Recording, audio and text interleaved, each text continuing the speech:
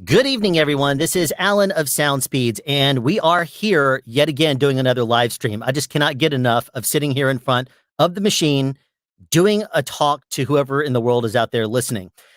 Thanks for coming in, or rather out tonight. I guess you really didn't do anything, did you? Just hit a couple of clicks on your screen, whatever. Thanks for attending. Now, we're going to be doing something a little bit different tonight. We're not talking to anyone that you know, like sound people that are on YouTube. We're not talking just generally to any special guest that is a sound mixer. We're going to actually have someone a little more rare than that. We're going to have a sound utility. Sound utilities are a rare breed, especially on YouTube, because most of the time you run into people who are sound mixers or recording mixers or somebody who works in a recording studio or loudmouth boom operators. And we do this kind of thing because it's fun. But sound utilities are, like I mentioned, much more rare because they hide. They're more behind the scenes. They don't usually do YouTube channels. So we have a rare treat. We have a sound utility that, as far as I know, seems to get along okay with me. Or at least she puts on that particular act. And it's working just fine, Joseph. And so I'm going to introduce you to one of my friends who's a sound utility. She's a lot of fun. You heard me, tease this live stream last night. But thank you very much for attending. And this is Rachel. How you doing tonight, Rachel? Hi, Alan. How you doing? I do not see your mouth moving. I see your face. There you go. Okay. I heard your voice and I did not see your mouth moving. You were frozen on the screen. Okay. That's so weird. We have a few people in here tonight. Hi. Yeah, and so we have a few different people greeting. We have, of course, Joseph doing testing, which is working. Alejandro, who is a sound guy as well. Jonathan, he's in Mexico, sound guy. And we have Andres. How's it going, everybody? And you know that I don't speak very good Spanish at all. I do know hello, but that's not Spanish, is it? Even though it has an O at the end. And so we have Alejandro saying hello, Rachel, and we have Dan. Thanks for coming in, Dan. And back to all good on this end. Now, feel free to ask any questions that you have for Rachel. But in the meantime, I'm going to start out by asking Rachel, why in the world did you get into sound? Of all things you could have done with your life, why are you doing sound for motion pictures and TV? Because I'm a little crazy, but really? yes, we're all a little crazy, but I'm not one of those sound people that kind of hides in the corner. I actually like to talk to people, like to talk to crew members, like to talk just about anybody. I actually started out as an intern on a movie and I didn't know what I was doing. I was green. It's all get out. And then I ended up finding a mentor. And on that movie, he was actually the boom operator at the time. And he just really guided me through what I needed to do, what I needed to know, research as much as I possibly could about mics, cables, all sorts of stuff dealing with sound. He introduced me to a lot of people. He told me, this is the people that you need to be in contact with if you want to further your career in sound. I don't come from a background in sound. I come from concert world, but I don't come from actually producing any sound or anything like that. So this kind of fell in my lap basically, and I took the opportunity. And so from an internship, you got into sound. Yes, I did. It's through a local. It's Georgia Film Academy. Georgia Film Academy. Gotcha. And what they do is they put you on. It's usually a TV show. I was really lucky to get on the film. I don't know how I did that, but they usually put you on a film set, and it's usually a 20-day period, something like that. And I actually started in pre-production, which was really good. That first experience was actually really excellent because it taught me everything from start to. I didn't really get into post at the time, but I started at the pre-production level, learning how everything gets ramped up. And then actually being on a actual production, learning production sound, because it was actually a joint venture between America and a Spanish. We had equal number of Spanish people that we did to American people. So it was very unique. Was it a Spanish movie? No, it was not. It was very interesting. I don't understand. I still don't understand why they had to have both of them. I guess it was the producers or somebody, I don't know, who when they brought this movie on, we had to have that. So I learned a lot of stuff that I would not have normally learned just from a, I guess, American only production company. There was some issues on that film. They eventually got solved, thank God, because it took several years for the movie to come out. But What movie was that? it's called Finding Steve McQueen. Oh, And yeah. Okay. yeah, and it actually really, Jeez. yeah, it That came. was a while. That was a long time before it came out. Yeah, it was I like remember when 3 they years. shot that. Yeah, it was 3 years. But like I said, I got the mentor. As you know Marcus, and He's actually in here. He just said hello. Oh, hey, Marcus. This Hey, is Marcus right there. yes. Rachel's mentor that she's just talking about right Yes, there. Marcus, yes. love you. Thanks for coming in tonight, man. Yeah, we love you, Marcus. Yeah, so he really helped me out, and ever since then, I've just been building hopefully a good reputation. I've worked with several mixers, which also helps because you learn different ways of doing things that, if you're working with one mixer your whole life, you're not going to learn anything new or interesting. Yeah. But just several mixers like Mike Filosa was awesome to me. Tiffany Mack, which is another excellent utility. She really helped me along. I love Tiffany. She's a trip. Yeah, she's awesome. And then of course Michael Wynn, which I worked with you last year on P Valley. Yep. And it's just been a whirlwind. It's really been a lot of fun. Like I said, I like to work with a team, and a team that is team oriented. We're not we're not doing this by ourselves here. And I really felt that with us, with you and Michael, and and Filosa as well, when I worked with him, and Tiffany and Matt Robinson. So I mean, it's been a great time, because it was a year ago that we were nearly finishing P Valley. Yep. And so now it's it's crazy. actually coming out this upcoming Sunday, which we have been talking about and waiting for. I was talking to Michael about this last week in the stream. He was wearing the same exact shirt you are right now. I mean, the same exact visual effects for P Valley. And I tell you, as far as shows are concerned, as far as shows go, that was probably one of the better experiences I think I've ever had. I mean, it was just so much fun every day. The cast was wonderful. The crew was wonderful. I mean, there were challenges on every single show you ever do, but that was one that I really hope it does well, because it was so much fun. It really was. And I mean, there was a lot of challenges, as you know. But I mean, you don't really want to be on a too easy show. You don't want to be on one that you just sit down and play on your phone all day and you say, is something going to happen? Because that makes the day take forever to pass. I would rather actually have challenges and to have things to do. And because it also gives you war stories. You and I have so many stories we can tell from that show. Yes, we do. I tell you what, real quick, we have 19 people in chat right now watching this worldwide, I guess. Do me a favor and let's give Rachel an idea of where in the world you live. So if you wouldn't mind telling me where you live, someplace in the world, wherever that happens to be, just tell me the city or country down in chat. Give Rachel an idea of where you are in the world. In the meantime, Marcus has been been chatting a little bit. Banju, I was talking to him on his podcast on Sunday. He completely butchered a Southern accent, and I had to comment. And I said, that's terrible. And so, yes, Rachel is, I almost put in the thumbnail for this, the Southern Sound Utility, but I figured that anybody that came in here would figure it out pretty quickly. But anyway, real quickly, let's go over some of these. We have Rochester, New York. We have LOL. I don't know where that is, Marcus. And then we have Chicago, Illinois. One person up here said he is in, where did he say? Where was that comment? Oh yeah, thank you so much. Someone remembered that Brittany was the person that does my haircut. So that's great. So we have Hamilton, you have a New Chattanooga. Zealand. You have a chat. Oh, what was that?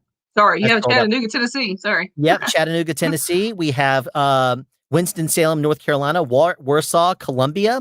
Wow. We have an Australian, and then we have New York. Oops, we have New York right there. Vegas, Mexico City. We have people worldwide watching right now, 20 people in chat. So if anybody has a question for Rachel, by all means ask. I don't think she's the least bit afraid of answering a question. We have somebody else from Mexico City. Great. And so let me ask you another question here. How long did it take for you to actually get your skills to the level where you started to feel confident with what you were doing? Because one of the big things that I usually tell people is that you have to be, you can't just blindly go out there and go after sound work. No one's going to hire you if you don't have experience. And then if you don't have experience, it takes a while to get a skill set built. And so that way you can actually, make yourself marketable. How long did it take for you? And was there anything in particular that you did to learn that skill set aside from going to Georgia Film Academy and getting put on set as an intern for 20 days? Well, it took about a good 3 years from learning, like I was saying before, learning from different mixers, because that was the interesting part of it. Every mixer is different. Every boom op is different. They expect different things from you. So it did. It took me 3 years. And then I would also take some classes at the union that consequently that you teach. Yeah. And I learned a lot from that as well. Things that you would not normally think about if you don't come from this world. Yeah. And basically just building your reputation, and just learning constantly, reading, asking people things. I mean, this is a small community, but they're always willing to help you. And I really do appreciate that, because it really we do actually have a bit of a unique market here in our state as well, because we are very much focused around one big city. Not all states are that way. Like some markets are like Chicago, New York, that kind of thing, but Louisiana is spread out quite a bit. I mean, there's a lot around New Orleans, but there are guys that spread out. You want to talk about the Carolinas? Those guys spread way out. In Florida, you could be in Orlando, you could be in Miami, you could be in Daytona Beach isn't that far. Well, not Daytona Beach, I guess that would be, but there's a whole bunch of different cities that you could potentially be in. Even in California, there's a whole bunch of cities spread across the entire, coastline. And not to mention the Vegas, which is a couple hours drive that people can also go to. So we kind of got it lucky in the sense that we're all very close within probably the same 45 square mile radius. And that really is helpful too. So what would you say when you first got on set, the very first time as a sound utility in a paid position, not as part of as a program, as the Georgia Film Academy, what would you say the first thing, like the first day, what was the big takeaway from that first day? Did you know what you were doing relatively by that point? Did you fumble over? Did you forget, to get power for the sound mixer or something like that? What was, is there anything that was a takeaway from that very first day that you went out on set that you wish you would have been prepared for? Well, that's an interesting question. When I went from the internship, and I went out through the whole movie, because it was more than 20 days, because I actually got extended. But the first production after Finding Steve McQueen was very challenging, because it was actually out of state. And really, and we went up there, and I realized I didn't know what I needed to know to actually work on that production. And I'll be honest with you, because I was green. I was still green, because it was the second production. It was really the first production that I had to do. Well, you had the responsibility. Yeah, exactly. So, I mean, listen, I was green as it can be. I was barely able to wrap a cable, and people are very particular about their cables. No. So, you got to do what you can do. So, I learned a lot from that production, though, because I learned, basically how to wire people too, with a lot of clothes on, because it was a lot of winter clothes. Okay. And that's very complex sometimes when there's a lot of layers, because, there's a lot of clothing noise. So I would take away that was one of the things that I take away from that second production, because it was thrown into the fire. Was it shot in the winter, or was it a movie that took place in the winter and shot in something like the summer? Because those are really bad, because the actors are all burning up and they keep taking off and on layers. No, it was set in the wintertime. We actually did that. I want to say that was like in November of that year, and it was cold, But like I said, there was a lot of layers to that, and I did not know how to wire that. Thrown into the fire, you have to learn real quickly. Yeah, exactly. Yeah. And I was cast into it, but I learned a lot, and Who was the sound mixer that you were working with and the boom operator? Marcus was the boom operator. I'm trying to think of the mixer. I can't remember. I'll have to get back to you on that. But I can't remember who that was. It was another Michael, because there's They're all y'all. Michael. Listen, You have so exactly. many Michaels. I mean, It's like if you've got to be in sound, your name has to be Michael. Are you sure your it's name's got to not be Michael someplace. somewhere? Yeah. Yeah. Marcus's middle name is probably Michael, and we just don't know it. Exactly. I mean, he is a mixer now, so Yeah. so it's got to be a Michael form. So. Real quick, we have a question here came in. It's not really necessarily for mixture for Rachel, just in general. I really thought about Georgia Film Academy. Would it work as for a mixer? Yes and no. It's not really going to teach you anything as a mixer. It's what it might do if you're not very experienced is it might connect you with people. That might be the only thing. It might connect you with the team. But that mixer probably is not going to bring you in for second unit stuff. No. It would be nice to maybe meet somebody, but if you're part of the Georgia community, just jump on the Georgia forums. Mm-hmm. You're going to have much better experiences joining the forums, introducing yourself, saying hello. Does anybody want to put on their masks and go out and drink something? That'd be really fun. Maybe go in through the bottom with a straw or something. I don't know. But listen, I'll piggyback on that, because in the Georgia Film Academy, they didn't teach me anything about sound. It was basically how to be on a film set and how to act and, all the terminology. Basically, that's what it was. Because, I mean, why would I go into sound when they didn't teach me anything in that to go into sound? Because they basically were teaching you camera, and not everybody's going to go into camera, and but no, I would not think that would be the best option for you. Like Alan said, you probably should go, meet people at True Audio or Gotham Sound. Yeah. Have you ever, let me ask you this, when you were part of the Georgia Film Academy, did they have guest speakers that came in? No, we were the inaugural class of that. Okay. So they did a lot of test trial stuff on us, to where I don't know how it is now, because I haven't really been keeping up with it, but I know they have to go through a lot more stuff than we did. Yes. And I know it's gotten a lot of bad reputation because of the people that come out of there. Well, I'm not one of those people that's bad that came out of there, because I worked my butt off. Yeah. And that could be that's the same kind of thing that usually we'll hear about Full Sail and SCAD. Mm-hmm. There's good and there's bad that come out of every single school. Mm-hmm. A lot of the times that a lot of these schools, they'll fill your head with a bunch of nonsense. As a matter of fact, the reason I was asking that is because I went and spoke to the Georgia Film Academy one time. They had me out there one time. Oh, really? They said, "Do you think you could talk for an hour?" And I said, "How long do you have?" And they said, "Well, you can't go over 3 hours. That's as long as we blocked it for." Guess how long I went? 3 hours. 3 hours. They cut me off. They were like, "I'm sorry, we have to call it tonight. We have to call it. Thank you so much." But one of the things that I said is, do you really want me to fill these people's heads with a bunch of nonsense, or do you want me to shoot straight with them? And I was told, be honest, shoot straight. So the first thing I did is I went out there and I said, "Tell me your crafts that you're interested in." And somebody raises their hand and says, "I'm a writer." I said, "Great. Have you written anything?" They said, "No." And I said, "Then you're not a writer." I said, "You should be writing stuff." Mm-hmm. When you write some stuff, then you're a writer.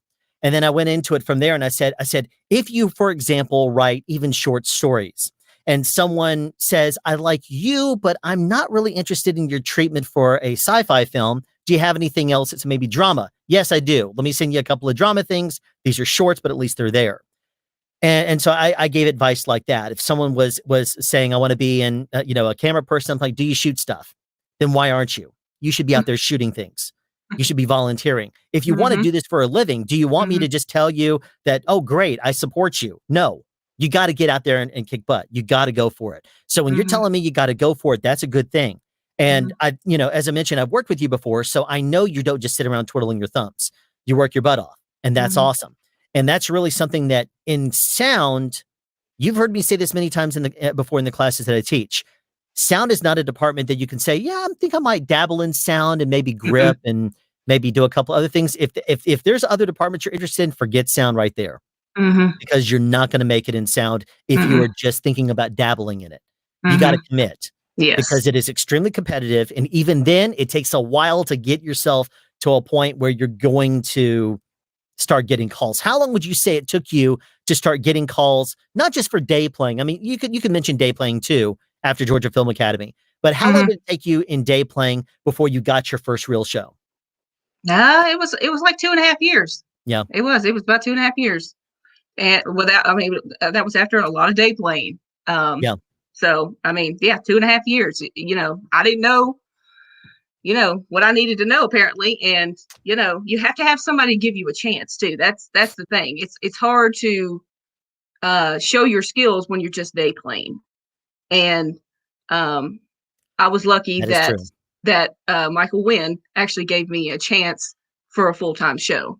Yeah. Um, he brought me on, and he was very good at helping me along, teaching me things that I didn't know before. Um, and I like that. I'm glad we were all a team because Yeah. never would have worked if we weren't a team. I know I keep going back to that, but Yeah. Oh, that's it is a very team effort. well. Absolutely. It's very important, especially to me, being the sound utility, because I know you guys have been doing this for a long time, and I try to listen more than I talk, even though I do talk a lot, and everybody knows I talk a lot.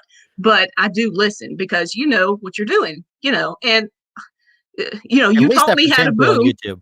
Well, listen, no, Alan, you know what you're doing Marcus even because said this. Thank you very much, Marcus. yeah, see, he taught you. Yeah, he taught me how to boom too, because there is a funny story on P Valley that we can talk about Yes, we can. because Rachel did The not scene know was how to deleted boom. even because we recast that particular person. So Thank God. Thank God. Because I didn't know what I was doing. Um, but you can talk about it if you want to. go ahead and tell the story. You've already teased it. Go ahead and tell the story. Well, you tell it. You tell it better than I do because it was funny. I'll at least set it up for you, and then you can take it Okay. from there. How's All that? right. We All were we were right. as sound utility, one of the tasks that you do is you're brought into second boom, and I haven't forgot about your question, Ruben. We'll get to that right after this. But one of the things that you will do is you'll bring in a sound utility to second boom if there's something that you want to be able to get. And we had two people that were sitting down in a nail salon, and we did not ever reshoot this scene, so we can talk about it. But they were pretty far apart and talking over each other. Well, in the mind of a sound person, that means that if you're going to have one person boomed and both people are on camera, then you need both of them boomed because that's the way you're going to be able to consistently perhaps isolate each track if they're overlapping. So what I did is I said I called in Rachel to second boom, and it was kind of limited there on set. We had very limited space, especially Mhm. with the background performers that they had walking around. So Rachel and I were quite literally one person in front of the other. She was literally behind me um, because of the person that she was covering. I chose to put her there because it was the easier person. I always say a boom operator should give the utility the easier task. Some boom operators will always give a utility the more difficult one so they can take a break. Don't do that. If you're a boom operator out Please. there, you're the boom operator. You do the more difficult stuff. I don't care what your reasoning is. The only perhaps reason that I could maybe um, imagine that you would do something like that is if there is no dialogue or very little dialogue on someone, and it might mean that a mixer says you stay on your same assignments. So if there's two people on set and they say, you just stay on this person, you stay on this person, it'll be easier for the mix. If they constantly know, because if we switch, then they're going to say, well, it was Rachel, now it's Alan, now and so it could make it more difficult for a mixer. So anyway, Rachel was actually behind me, or maybe you were in front of me. I don't remember exactly what it was. And she threw the boom out there, and it started on the high side. I kept saying, bring it down, bring it down, bring it down, and she finally did. And then they said action. And from there, I'll let you take it, Rachel. Well, I was not holding the boom properly. Okay. And then so it got heavy because they were talking for a long time. Well, what I thought was a long time. And When I you're not holding start the boom, right, it is a long time. well, yes, well, when you're holding, yeah, exactly. So I was not holding it right. Well, I started to lean, and then keep leaning, and then the boom was getting almost in the shot, and Alan already booming himself. lifts my boom hole up while booming his own boom, and was doing it, holding it while, and of course I let go, and he's like, "Don't let go, don't let go," and I'm like, "Oh my God, what the hell am I She doing?" was exhausted by that I point. was exhausted because But I was like, "I'm not holding it right." So I he had did. my boom. And then I saw her pole, so I like hold it here and I reach over with my left hand and I hold hers up. So I'm already holding mine here and I'm holding up Rachel's as well. And then at that point, she's just like, "Thank you," and she lets her hands go. I'm like, "No, don't do that," because I can't boom two people when it's not No, balanced or anything. But no. but I was like, I got her back on without breaking the take. I was just like, and she put her hands back up there. But the first thing I realized there is that she needed some help. She never really been told how to properly boom. No, There is definitely a technique to it. And there once is. you learn it, it's one of those things when you first start learning how to boom, the first thing that goes to your mind is this feels really weird. It feels awkward and it isn't comfortable. But then that's in general. But the difference is it bad or is it just uncomfortable? Is it just a foreign move you're not used to? Because you can build up the muscles and the tolerance and whatever else, but if you do it the right way, once you do that, which doesn't take, but a couple of days, then you're going to be a lot better off. It's you get that skill set and you can easily just continue to do it. That's the difference. Mm-hmm. So let's answer a couple of questions here. We actually have, I know you probably know the answer to this, but for someone not in the world of sound, what does a sound utility do? Rachel, why don't you tell us what exactly a sound utility does? Okay, it's a long list. So we get there usually about 30 minutes before call time. We pick up what they call sides, is what we are doing for the day, the dialogue that we're doing today. You get it for your sound mixer, you get it for your boom op. Now, some mixers are particular in what they want because you have large sides and small sides. Sometimes they want both. And then you're responsible for what we call power, picture, and antenna. Power, of course, is self-explanatory. You get power to the mixer's card as well as your own. Well, I should go back. We get the cards. If we didn't, what they call a walk away the night before, you get the cards off the trailer. But going back to power, picture, antenna, you put the antennas up, point them in the direction that we are going to be using them. And I lost my train of thought. And we also jam time code into slates and into cameras. Now we work with the camera department because we don't touch anybody's equipment without asking first or telling them, this is what we're going to do. You have to form a great relationship with other departments. That is really your main focus because we need them more than they need us. Okay. Mm-hmm. So we jam, we make sure that we have who's going to be wired that day, and you start preparing that. It also, it's a good idea to work again with another department, especially on a show that whether it's wardrobe or it's hair. You really should know that the day before that you go in because it'll save you a lot of time and a lot of stress if you know what you're going to be wiring. And on P Valley, we had a lot of clothing that was really kind of non-existent. So we had to work with the hair department. Well, you have to do that ahead of time. They have to know this, so they can help you out because there's not a lot of time for you to get in there and if you're not pre-prepared for that. Okay. Yeah. We're also responsible for paperwork, whether it be the time cards that we either do daily or weekly or both. We're responsible for second booming, like Alan was talking about before. We're responsible for getting rid of noises before starting at rehearsal, like an air conditioning. If we hear a fan running somewhere, we're always listening on set as to make sure that we can get it as quiet as possible because, our main job is to get the dialogue. I'm just trying to think what else we do because it's It never the same every day. no. I'm gonna tell you that right now. Oh, we get contacts out to the producers, to the Yes. script supervisors, to um, sometimes camera people. Basically, most importantly, the Uh-oh. director and the script supervisor. There she is. I'm trying to think. I mean, Cut out for a there's so second. much going on. There's so much going on. There is, and on top of that, Oh, sorry. you'll have Um, the you'll have, I wonder if there's a lag. Is there a lag? Are you hear me okay? but yeah, there was a lag on yours too, so I don't know what that is. Okay. All right.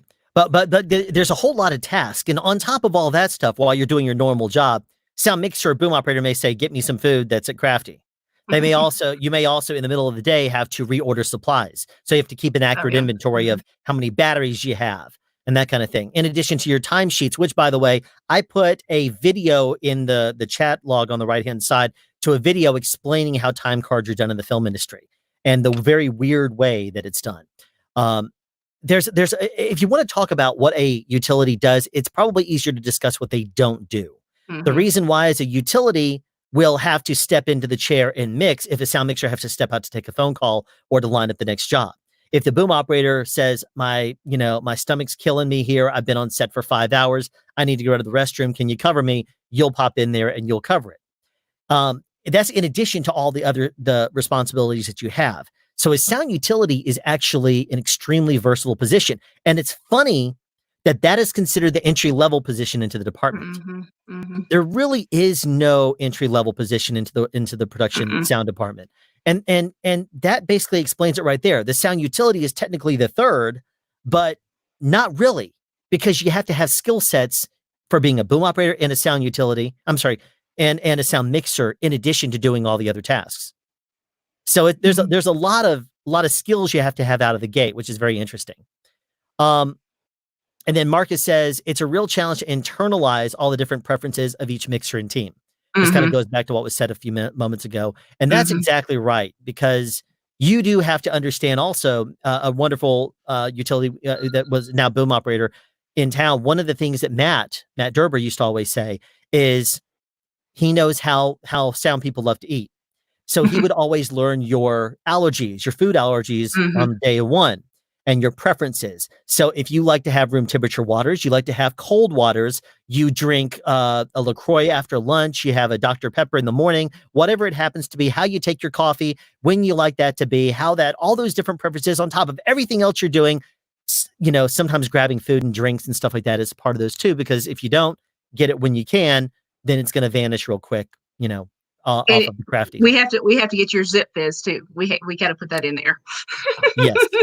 Everybody on this channel that ever watches my streams knows that I love my Zip Fizz.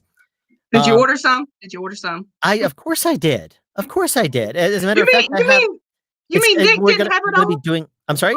You mean to tell me Nick didn't get you like 10 boxes of that stuff? I will tell you, he got me one as a wrap gift. I think it was because he knew what to get. What's interesting though is we were not expecting to be off work for 6 months. Oh, yeah. So so I have gone through my entire supply. I am literally without the box that I just got through buying, I have 3 Zip Fizz left. If I did not replenish my supply of 30 right there, which I need to have a sugar baby or a sugar daddy buy me my Zip Fizz because I go through it so much. But I tell you, you got to keep in mind that we were stashing them on P Valley. I was stashing them on Walking Dead before that. I was stashing them on all the shows that I've done, and I was able to manage about a 6 month supply, which is kind of crazy. But now my stash is completely diminished, and it's a very sad thing. So, when and how did she decide to distinguish items like expendables that she should own in a personal utilities kit versus the production purchase them or be part of a production sound mixers kit or Well, pack? that's interesting because I have it right here. This is my pouch that I use. It's got all sorts of stuff. It's got batteries in there. Now production does give you batteries, but it's always good to have batteries in your kit. Of course, scissors, really good pair of scissors because you're cutting up all sorts of stuff. Foot foam, uh, all sorts of stuff. I've got all sorts of tapes in here. I've got even a not nail, excuse me, a sewing kit to, sometimes wardrobe, they forgot something. So I've got sewing stuff in here.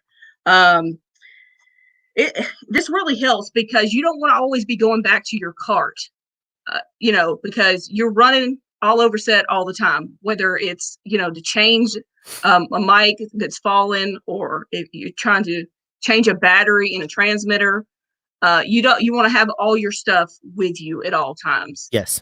Um, a lot of productions pay for a lot of the stuff, like tapes and batteries. Thank God for batteries, because we wouldn't be able to do our job if we didn't have the batteries. But I already pre-make stuff, like my rigs that I'll put on actors. I'll have that ahead of time, whether it be specific kind of tape, especially if it's a really hot day. So you have to really plan ahead in this job. You can do it on the fly, but I wouldn't recommend it because you'll stress yourself out. And there's all sorts of stuff that you can come up with. Yeah. And I And that's also have this. I also have this little thing right here where it's Mhm. pre-made stuff, where it's windscreens. It's again with the tapes and the foam and all that stuff. So I don't have to be constantly running back to the cart. And if anyone out there, real quick, just to add, if anyone out there has a kit very similar to this, then don't just keep your kit untouched. Use your kit and replenish it out of the new stuff, Mhm. because there's nothing worse than to have your supply of batteries and you say, these are my batteries, I'm not going to dip into those. And then 3 years later, you go to throw them in a transmitter to only to find that they last about a quarter of the time because Mhm. they've completely lost all their life. So you cycle through batteries, you cycle through your supplies, always keep them fresh, always keep them new. That also is something that you need to do because it's going to keep your own stash new, and it's going to continue to, you don't need to drain your own supply. You need to be using the mixers technically, but at the same time, you need to keep your stuff on you and cycle through it. Keeps it all Mhm. fresh. Well, and I also suggest a battery tester too, so that way especially because sometimes batteries, even if you get them from somewhere, they may not always work. Change in temperature does something to the batteries. Yes. So always have your battery tester on you. That really will help you out too. Yeah. And I'm actually going to post, oh, geez, I just Oh, popped that well, microphone pretty bad. I'm sorry. well, one more thing. Make sure Yes. you have a good pair of ear headphones. Okay. Do not go Always on critical. there. Yeah, that maybe should have been the number one thing I said. Because you want good headphones, because your job is to listen for sounds, making sure that you eliminate the sounds, So yeah, good pair of headphones. These It's are all about, yep. Sony 506s. So There you that's what go. I'm using. I'm going to put a link down in the description. And of course, I have to say it's an Amazon associate link there. But this right there is one of those things that I find to be personally invaluable with regards to battery testers. There's a lot of battery testers out there, but but one of the things that people don't talk about is that there's a difference between unloaded batteries and loaded batteries. And what I mean by that is a battery that just sits there without being in a particular device will meter one thing. But if you put it in a device, then it starts to discharge power, and then it will show you the actual accurate measurement. So what you need is a load battery tester. And the one that I just put in chat is a very good one. It's one that I usually recommend to people. It is $95, but it does all kinds of different forms of battery. And what this does is when you use it, what it will do is it will add a little amount of current draw on it so that it can accurately tell you how good the battery is. Now, it doesn't show you a number like a digital battery meter would, but what it does do is, and you'll learn very quickly where on the little light meter is a good battery, how long it is it, if it has 4 hours life left, 2 hours life left, that kind of thing. And it's a very important thing to keep in mind that load battery testers are very critical. So if you're interested, there is a link down in the description. Marcus, of course, I'm gonna agree 100% with him. Rachel is self-effacing here. The thing that she has is a great attitude, and you can't teach that. That is Thank very, you. very true. Thank you. One of the things I've always said is there are 3 things, and you can say A, B, C. attitude, behavior, and personal characteristics. I cannot change attitude or your characteristics, the thing that makes you. What I can do is correct bad behavior. So if you have a bad attitude, I can tell you don't have a bad attitude. You're still going to have a bad attitude. If you have a quirk, a speech impediment, I can't say you need to change this about you. That's a characteristic. It's part of you. But I can correct behavior, and you do definitely have a great attitude, and you're a wonderful person to have around, and that's important because you work extremely long hours with people on set, and there have to be someone you can get along with.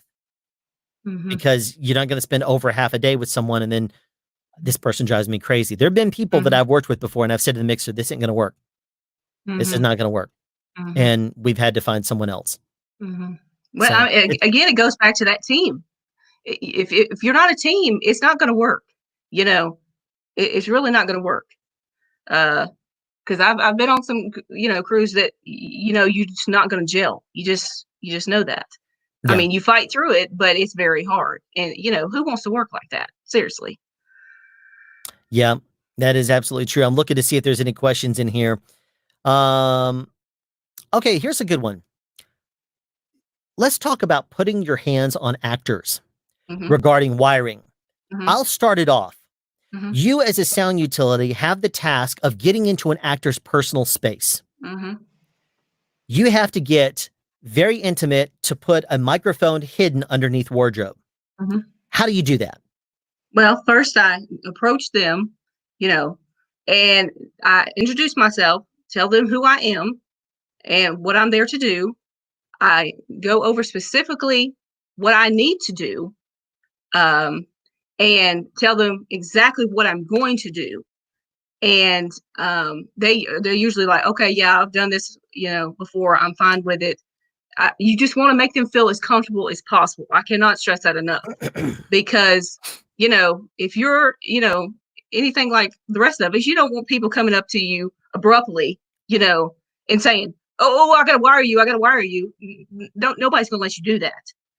You have to go up to people and, explain what you're going to do. But first introduce yourself to them. Make sure they know who you are, because there's a lot of people on a film set, and especially with the show that we just did with P-Valley and the content of the show, they have to feel comfortable with you. Otherwise, you're never going to get that wire on them. Okay. And it's all about your approach. You also, make sure you're clean. Make sure you pop some gum in your mouth or a mint in your mouth.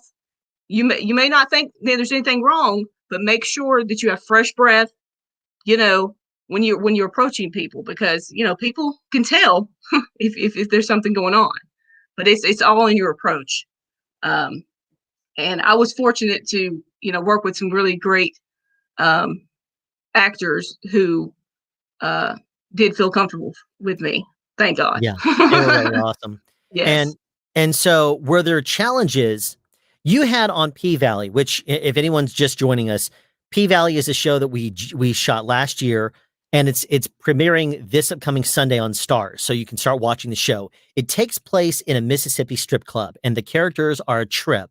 But there's also a lot of very difficult wardrobe because there's people not wearing much, people not wearing anything, and there's big hair. There's all kinds of different things going on. Hard lights that make it difficult for a boom operator.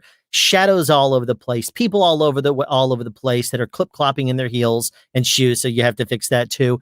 Tell me about the biggest challenges that you ran into with regards to wardrobe and what you were able to do on a show where there's very revealing wardrobe to overcome some of that. Well, it goes back to working with other departments. Again, you mostly work with wardrobe when you're sound utility, because there usually is wardrobe. Well, with this particular show, there was either no wardrobe or very little wardrobe. So you can't really hide anything on there. And basically, I would have to make my own rigs to hide in the wig itself, which I would have to work with the hair department. Yep. Thank God for Pam and her team, because they really helped us out on that. Um, and or if they had long hair, I could make a rig and put it on the back of their neck, um, and hide the transmitter underneath their hair. That worked out several times for me. Um, and again, there was certain wardrobes where the wardrobe department would help me out in adding some fabric that they could actually add to it so I could hide the transmitter. Usually it's not hard to hide the mic itself. That is not the hard part. It's hiding the transmitter itself, because Yeah. how big the transmitter is or can be. I would usually use the smaller of the two transmitters with Electrosonics. And It was the SMV transmitter, if anyone's yeah, wondering. yeah, thank you. And so I would hide majority of that show. They were hidden in wigs, but certain things I could not hide in hair because of the style of the hair. If it wasn't wigs, I couldn't. If it was like extensions, they wouldn't let me put it in there Yeah. because of the delicacy of the hair. Yeah. So it was a very challenging show.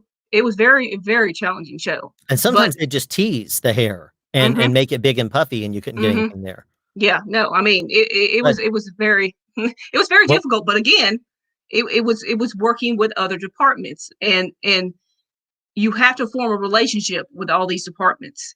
That is a huge part of your job, and it goes back to attitude. You don't go up to somebody and say, "Oh, well, you need to do this for me." You need to say, "Would they'll you show you please they help with don't. that?" Yeah, Yeah. exactly. I mean, that again, we need them more than they need us, Yeah. and they but what I did was I knew that this was going to be a challenging show. So in pre-production, I went and talked to the hair department, met with them. I didn't ask them anything at that time, but I went up to them, introduced myself, told them who I was, and because they knew it was going to be a challenging show as well. Yeah. I mean, everybody knew it was going to be a challenging show. But and then I did the same thing with the wardrobe department. I asked them if I could see what the wardrobe was going to be ahead of time so I can plan out who, what we were going to do the next day, whether it would be, sew something in, or, could we add some fabric or whatnot. But I did a lot of that in pre-production. We So did, tell I us should say. real quick about the actual wardrobe itself. How would you know to ask for something like that? How would you, what was the procedure you had worked out with the wardrobe department to figure out in advance so you could give the hair department a heads up that you're going to need to put on a hair rig? What was the procedure you worked out with costumes? Well, once I figured out that it was not going to be wireable, or if we could add stuff, I would go before we even got on set that day. We Michael and I actually would do this. We would actually talk to the wardrobe department, talk to the seamstress and ask them, is there any way we can make a little, pouch here, or do a little lining here, so we could hide, say, a B6 mic in the clothing, because that's the smallest mic I've worked with. Yeah. And if we could have it to where they sew it in, because you can't do that the day of the production. There's no time for that. So Right. you really have to plan ahead. And that's why I say it's very important to get with them ahead of time, because otherwise they're not going to know what you need either. And they don't need to be scrambling around, because they've got other people to wire as well. I mean, not wire, excuse me, to put wardrobe on, and Mhm. they're working with a lot more actors, so it's really about planning ahead. I mean, that's all I can really say is if you don't plan ahead, you're going to get yourself in a mess because there's no Now, time. you were using some sort of an app where they would tell you, we just got through adding new wardrobe to that. Yes. You're going to Hmm. want to check out the wardrobe for this Hmm. performer in this particular scene. Tell us Yeah. about that procedure. Yeah. So it's called Slides. It's Google Slides. They would put all their wardrobes for each character, each episode, on this app. And, I'll go back to the sides. We know next day what we're going to be shooting. So you plan ahead, you think, okay, they're going to be wearing this outfit. I need to get with the seamstress, see if they can help us out with, putting it in, go ahead and pre-wiring it so we don't have to do that in the morning. All you have to do is put the transmitter, attach the transmitter. That was a huge help on that show. Yeah. Because again, if you're going to be able to wire that or not. Okay. And if you weren't able to wire it, then I would have to think of another alternative like hair, or build again a rig that I could hide underneath hair. The only thing that I think I would have done differently on that show is talk to hair about what their hairstyles were going to be, because that's where I ran into a little bit of an issue was, if I didn't have long hair or they didn't have long hair, I wasn't going to be able to hide anything. Right. And that would have been more beneficial if I'd have known their hairstyles, a little bit better. And I don't know if they have an app for that. I'll have to talk to the hair department about that, because I think that would be a good using idea. a different thing inside of Google Slides. Because what was the other program we were talking to about with Thomas the other day? I forgot the name of the program that he was talking about, but it's very similar. It's just designed for Sync. Was it like Sync or something? It was in Sync. It was in Sync. You're right. Yeah. In Sync. It's a program that you can use that allows you to synchronize wardrobe and look at things between, different people that need access to it. So it allows people to look at it and say, oh, this is going to be the wardrobe for this particular scene. Let's plan ahead. This is what it looks like. This is how it should look. And that way the on-set dressers, or not the on-set dressers, the on-set costumers will know exactly where everything's supposed to go. A certain, hairstyle would be covered up with a hat a certain way. A chain would have to fit on top of the wardrobe a certain way. Technically, these are things that involve hair or props, but they also need to know where those things go as well. And they might not know if they're a day player. We have another question here that's kind of interesting. When did Rachel decide she needed a utility cart? Well, the utility cart is not mine specifically. It's actually the mixers.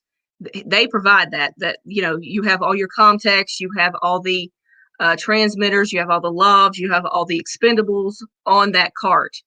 That actually belongs to the mixer. So when we're talking about a utility cart, it is my cart. It's basically a loaner from the mixer. They allow you to, use that all day. It becomes yours because it's your job. Yeah, it is. And you can organize it. You can organize it any way you want to, because it is your cart. But it is the mixer who bought the cart. I didn't buy the cart. Yeah. That is actually their piece of equipment. I just use it. which is nice too, because you don't have to. Yes. Because every single sound mixer has a different, preferences, different preferences of mics, lavs, everything, and even the systems that they use here. Here's a question for you here. Do you have a system for approaching an actor for wiring? You kind of went into this a little bit, but why don't you maybe recap that? Yeah, or elaborate. Okay. Well, again, it's all in your approach. Okay. Because there's some actors that just do not want to be wired. Never argue with talent. Okay. If they don't feel comfortable, you've done everything you can possibly do to make them feel comfortable. You go to your mixer and you tell them this actor or actress does not want to be wired. Let them handle it. My biggest thing is, do not argue with talent. If they don't feel comfortable, they don't feel comfortable. Okay. There's certain people that they're just never going to feel comfortable with. My approach again is to go up, introduce myself, tell them who I am, tell them exactly what I'm going to do. And if they want me to show them, that's fine. But you can't just go in, because you're nervous, because everybody gets nervous. Okay. You're dealing with people's personal space. You can't, just don't go in and, all excited. Hey, especially if it's somebody that treat them professionally. It's all about professionalism. Okay. That's basically what I could say. Just don't, calm down, take a breath before you go and talk to talent. They're regular people. They are. Even the biggest talent out there, they may have their own team of people that do the wiring for you, but they are just people just like anyone else. Yeah. It's all in your approach and how you talk to people. Don't talk down to people. You know, Don't that's talk up basically to what. them either. Talk to them like a regular person. Yeah, exactly, exactly. And then make sure, this is the big thing. Make sure there's always somebody from wardrobe or a guardian, especially if you're dealing with children, that is there when you're wiring. Do not rely on a PA. Okay, they are Yeah. not there to watch over them when you're wiring people. Make sure you're not doing it by yourself. Okay, I'm that's going a to throw out big one thing. more. I'm going to throw out one little bit of extra thing out there. Don't be afraid of eye contact. So Yeah. many people out there they'll just be like, yeah, okay, so I'm just going to wire you. Hi there, my name is Rachel, and I'm going to be doing your wiring today and stuff like that. Hmm. Take a moment, especially if it's the first time, Hmm. give them eye contact, show them your attention, Hmm. because if you're not giving them any attention and you're just all business, then you're not really giving a personal touch. When you are gone for the day, people would always say, if you're good, where's Rachel? Hmm. They're going to always ask about you. People will ask Hmm. about me, or they'll ask about Marcus. If you're not there and someone's covering you for the day, they're going to ask about you if you're good at your job. They're going to make sure you're coming back. And that's one of the things that talent will definitely notice when they're comfortable with you. Hmm. It's not just because you've been underneath their clothing, you know what they Hmm. you know what they look like, Hmm. and how their preferences are also. A lot of it is the fact that you show them respect, because they don't have to, just like Hmm. every other department, they don't have to let you wire them. It is something that if your approach is wrong, and I've been part of teams before where the sound utility has totally botched the first interaction and I've had to go in and smooth things over. And it's not an easy, it's not a very good situation to walk into. But giving people eye contact, when you talk to them, that goes a long way. Because I mean, if you can't make eye contact and you're just like looking everywhere else, or you're fidgeting or looking at your phone, you're showing them no respect. Hmm. Respect is making eye contact and showing them that you are there for them. That's a very important thing. So you already mentioned keep your hands clean, which is obviously very critical. Who knows that as a productions open back up, if there's going to be mask requirements or what have you. I do know they're limiting the amount of people that are going to be interacting with talent at a time. If they have mask requirements, then obviously make sure that you look presentable. And one of the good techniques that I usually tell people is don't use hand sanitizers. Use sanitizing hand wipes, the antibacterial ones, not the Lysol wipes that will tear your hands apart, but the sanitizing hand wipes that are like 99.9% percent antibacterial, because those are very good. And not only that, when someone walks up, if your breath smells good, even if it's behind a mask, and you are wiping your hands off and then you throw it away as they approach, that gives them the impression that you were taking care of yourself and you respect them also. If you just put on hand sanitizer and you rub it around, you could be rubbing in anything into your hands. The wipes are a great touch because it shows that you are getting it. It gives you the idea that you're wiping it off your hands and then discarding it. So Hmm. that's a little That is, yeah, that's quick bit of really good. information there. We have another question. Alejandro asks, question for Rachel. When you have to fill in for a mixer who takes your place on set for the particular day? No one. Well, see, it's usually a short time frame. Usually what happens is if there's something going on with the mixer, I would go in, or the utility would go in, and you know, you're responsible for recording the dialogue. But most of the time, you would usually go from a sound utility to a boom op, and the boom op would go from a boom op to a mixer because, again, they have the more experience. But you can go from a sound utility straight into being a mixer if you You stay can, there long enough to learn it. yes. It helps if you become a a boom operator for a bit, but being behind the scenes, sometimes sound utilities do transition directly up to mixer without being a boom operator. It does happen. Hmm. Sorry to jump on you there. No, it's all good. It's all good. And usually, if there's an issue, the mixer will call in another mixer, so you're not there all day by yourself. He'll usually call in somebody to cover him or her, and that way you're only doing it for a short amount of time. Okay, another question for you. Wig rigs are my specialty. Are you using toupee clips for the lav? Ken, do you by any chance work in the world of Theater. plays? Are you do you work in theater? That's a question that I would have for you here. But tell me about wig rigs, and do you ever place them yourselves, or that is that all hair? Well, we work together. I'll say that. I don't go in, I'll tell them where I need it placed. And, we do a sound check to make sure it sounds good. That when you talk back to the mixer and say, does this sound good when they're moving around or whatever? But, I'll tell them where to place it. They'll put it in because it is their wig. Because some people are very particular about their wigs. So I'll say we work together. I don't say I'll do it, but I'll tell them how to do it. Yeah. But I don't use toupee clips. I do use a clip, but it's not a toupee clip. I guess I don't really know what the difference is in that, but it's a mic clip that we've actually ordered because it's the same color as the hair. So Right. And Ken, what you're referring to is the little they're kind of a bracket looking thing. It has what looks like a comb on there, and it kind of you bend it on the edges and it snaps in and it well, releases it's the teeth. similar. So you put Okay. it in in the hair and then you Hmm. snap it. And what you would normally do is you would add a little loop, or you put some sort of thread or extend it across. You thread the and what I usually do is I have extend all the way through, and then you loop the lob around it a couple of times, or Hmm. loop it in and out, and then goes through. So that way it will clip. You put it and lock it in place near the end, and then you have another one for strain relief farther back. Hmm. But that's a specialty type rig that you're talking about, Ken. The toupee clips, and that's not really what she's referring to. She's actually referring to the hair mount. We actually have certain hair mounts we have specifically made for the film industry. And Hmm. you can sometimes the hair department will actually just they'll clip it in their own way. Hmm. They'll sometimes wrap Bobby around with pins. hair and then Hmm. clip off the hair. And so the hair will actually hold it in place because it'll be tight.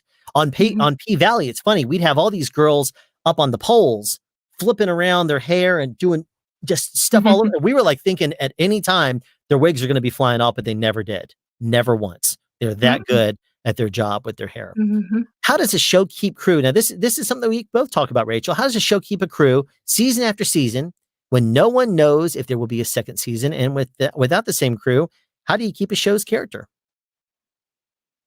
I'll let you answer that first.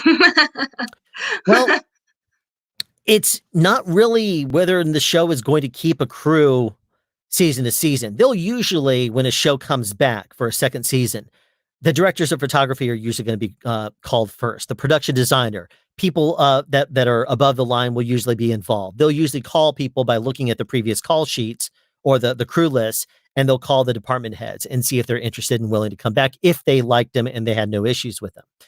And if they're not busy, they'll say, sure, let's work this out, and they'll start making their deals. If and you don't know if there's going to be a second season until the show is greenlit, and at that point, that's when they'll call.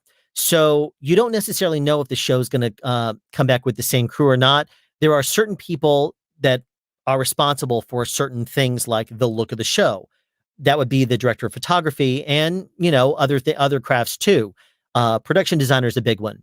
But then there's also the actors themselves. They bring a lot of the show's character and life together too. So you can have a DP that lights totally different from one season to another, but if the production design and the sets and everything still look the exact same, a lot of people will say, "Ooh, it's so much darker and moodier this season," but they won't bother to think about the fact that the DP is different and lighting it differently. So there could be a whole bunch of different things that change from season to season, but most likely you're going to still have the same post department. There's still going to be the same actors. There's going to be people that are producing UPMs. Those people are probably going to remain the same from season to season, and if not, then they're going to have meetings to make sure that the transition from season to season is done correctly. So that would at least answer that. Mhm.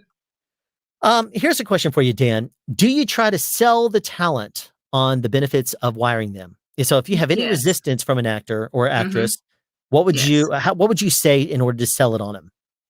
Well, I would basically tell them that, if we don't get the dialogue here, you're going to have to come back a long or short time after production is over to redo those lines in what we call ADR. Yeah. And a lot of people don't want to do that because, it's time consuming. And you're not getting, the actor would not get the feel of, you know, going off somebody else, another actor. And you try to sell it that way. You want to get it done now so you don't have to get it done later.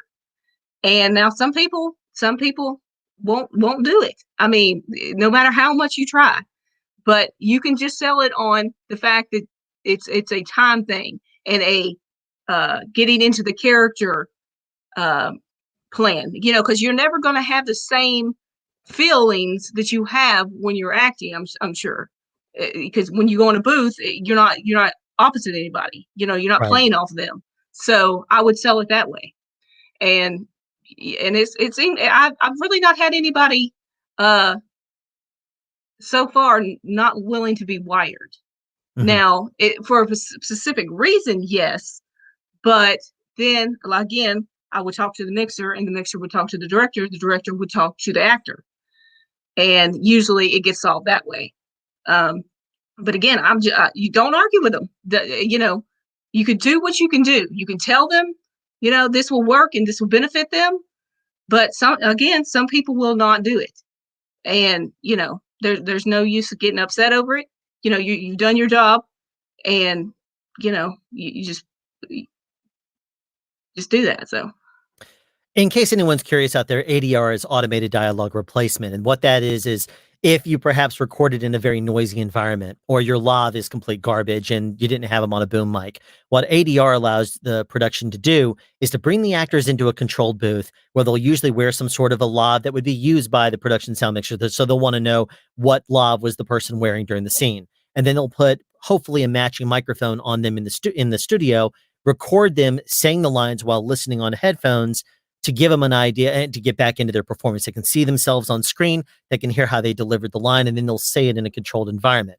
But to Rachel's point, a lot of actors, it could be months later, and they see this and they're, oh, geez, I got to get back into this now. That was before I even had my mental breakdown in scene number 14 on episode 9. So I have to remember pre-mental breakdown. What did I do? Oh, how did this work out? And they have to suddenly figure out where they were in the story when they were delivering that. And that could be problematic. It could be months or it could be even years later by the time somebody Mhm. comes into ADR their stuff. And furthermore, if they're a full-time performer on the show, they're not going to get additional money to do that. It's going to be part of their contract. And if they are working every single day because they're number one or number two or a very critical role on the show and they're there all the time, they may be having to come in on a weekend to do ADR. That's not going to be appealing at all. Now, they're still potentially going to do ADR for changes, which are line changes or additional lines that were added by the writers to help the scene flow. But corrective ADR is something that we try to minimize on set. The only last thing I'll really note on that is one of the other techniques you can use to sell a lot to people is the fact that a lot of the times there's multiple cameras, and it is a safety net. It makes sure that we always have something on you if there's a change, if you're in the middle of a roll and they say reset back to 150 times, and then they suddenly say, you're going to walk now really quick, walk back to the back and deliver your line against the mirror in the back. And where is boom operator? It's like, what do you mean? We didn't talk about this. This is the fifth time we run through this thing. And you're telling them on the fly. There's no way to do that and not be in a reflection. And so that gives us safety net if we need it. There was another question here. Ken, how would you split duties and responsibilities between two utilities for a larger day? Well, usually if we have two utilities, that means that there's usually a large actor count day. So we would start out by splitting the wiring of said actors. It's because, you know, they give you a certain amount of time to wire people. And, you know, if you're one sound utility, you can do the best you can, but if there's 10 or 12 people to wire, you know, it's always a good idea to have a second utility. They can also help with foot foam when we're working on loud floors, you know, uh, wood floors, you know, make a whole lot of noise. Uh, Basically, getting somebody to do the stuff that you normally do, but you know, like getting rid of sounds, like an air conditioning was left on. They could go talk to the person that's in charge of the air conditioning, get them to turn that off while you're over here fixing a wire. Um, you split everything that you do normally, but it's mostly on days that either you need a second boom, um, and there's a lot of actors to be wired. That's usually why you need a second utility.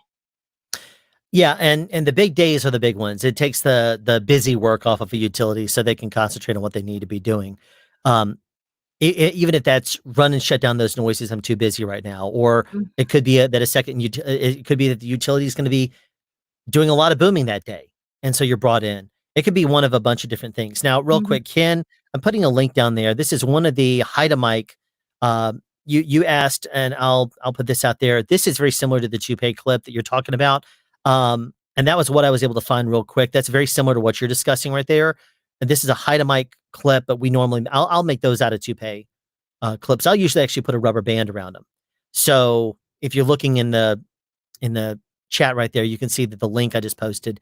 And you can also add short rubber bands around the entire toupee clip, and that will hold just fine too. I could not find the one of the other options that we use a whole lot of. That's the rig that I usually build something very similar to. I'm looking for some of the other options. And Marcus, I know you're out there. If you know of any of these links, I can't find anything let right me think now. let me think what we used. Hold on, I'll look it up. I know you can take a bobby clip or something along those lines, and you can rubber band it to the side of those too if you need a Mhm, low profile version of this. mhm. I'm just not able to find anything live here in the stream. But I tell you what, if you want to, Ken, shoot me an email, and I can probably after the stream send you a couple options. I've done hair rigs also, and if I don't use the toupee clips or the ones that I make out of I mean, you can get like for $7, you can get 100 of these things on Amazon. And then all you do is you get yourself some rubber bands, some little bitty thin rubber bands, and you can make your own. And they hold just great. And then at the end of the day, you can toss them if you want to. Um, so that's something that if you want to send me an email, Ken, I'll gladly answer that for you. Um, have you ever had problems with ADR matching the video? I'll go ahead and answer this real quick here. Mhm. It is not Rachel's responsibility to have ADR match. That's a post thing. The person that is in charge of recording the ADR is gonna record it cleanly, and then they're gonna basically send it to the post editors that are going to piece it together, and then at that point they'll make a determination would they rather use the ADR track or would they rather use the production audio track. Most of the time, even if they ADR align, unless there's a bad issue there, they would rather maybe scrub it clean if there's some noises over it and use the production audio versus actually use the ADR line. Because sure, they can do things in RX7 and make it match acoustically or ambient or ambience wise or something like that. They can do that, but they're never going to capture the same energy as the actors had on screen. And the timing is something they can adjust to. It's never going to be the same as right there. That's one of the reasons why we come in and we do what we do. Let's see here. I thought there was another question here. Yeah, so overpriced. But you know what? That's people don't know how to make something like that. Ken, it is a specialty thing and it has the film industry markup on it. Mhm. So there you go. Mhm. Here's a good question here. Does the sound crew ever record sound for use by Foley Studio to save time? You want to take that one? Yeah, they do. We get room tone. It's not as popular as it used to be, but we do still get room tone.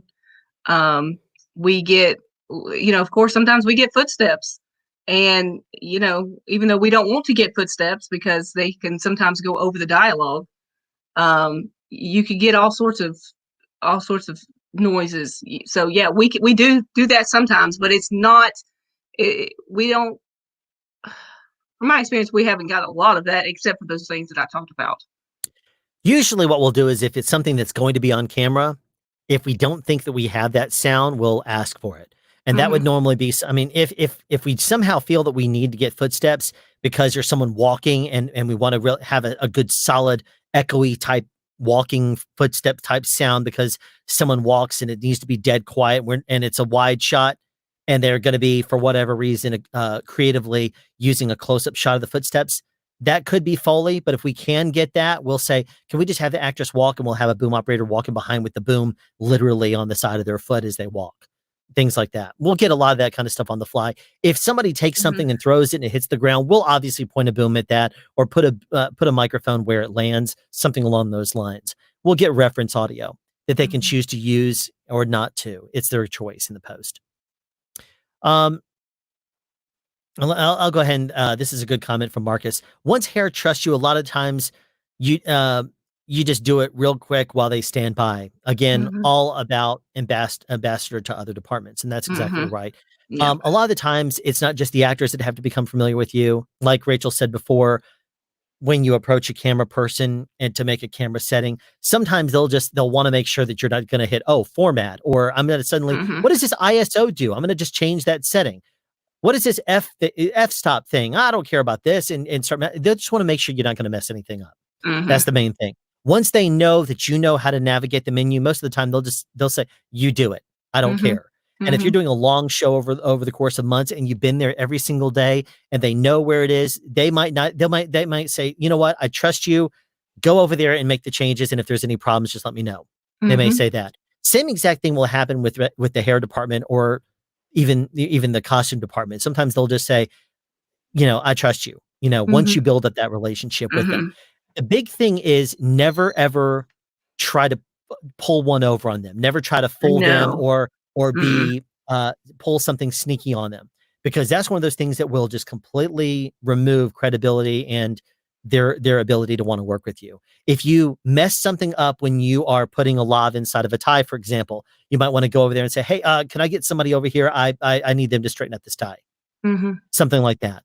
No one's going to fault you for messing it up, but someone will fault you if you don't tell them that it's messed up and it goes out. That's one of those little things also. Yeah, well, don't tell them how to do their job either. No.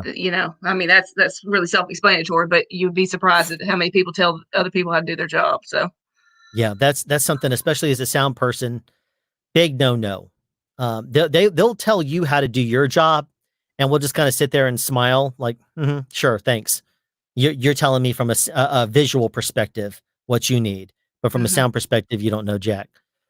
Considering a reliance on lavs, when placing a lav, are there ways that may seem logical, but experience tells you do not do it that way? Yes, especially with certain kind of fabrics like silk. We do not like silk in sound. It makes way too much noise. You're always trying to get away from that material as much as possible. There are certain rigs that will not work because it's all about the material, and it's all about experience. You got to know what to use in that rig when you're switching it up, because otherwise it's going to sound the same.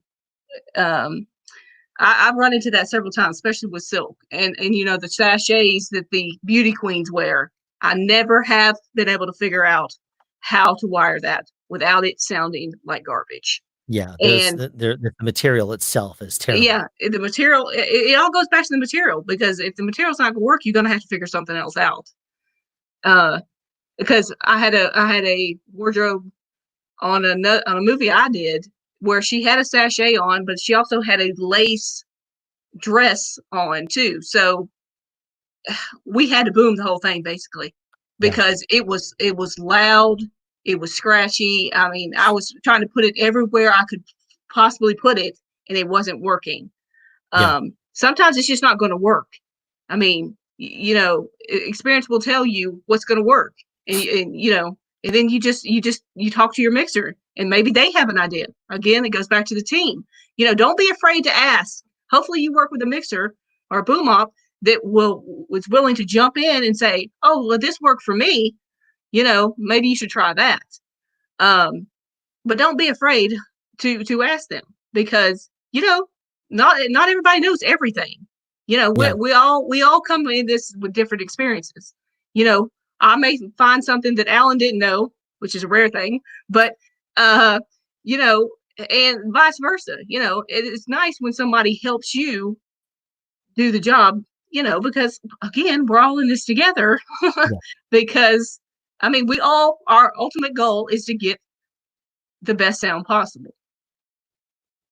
And one of the things that you just said that really rings true is experience matters.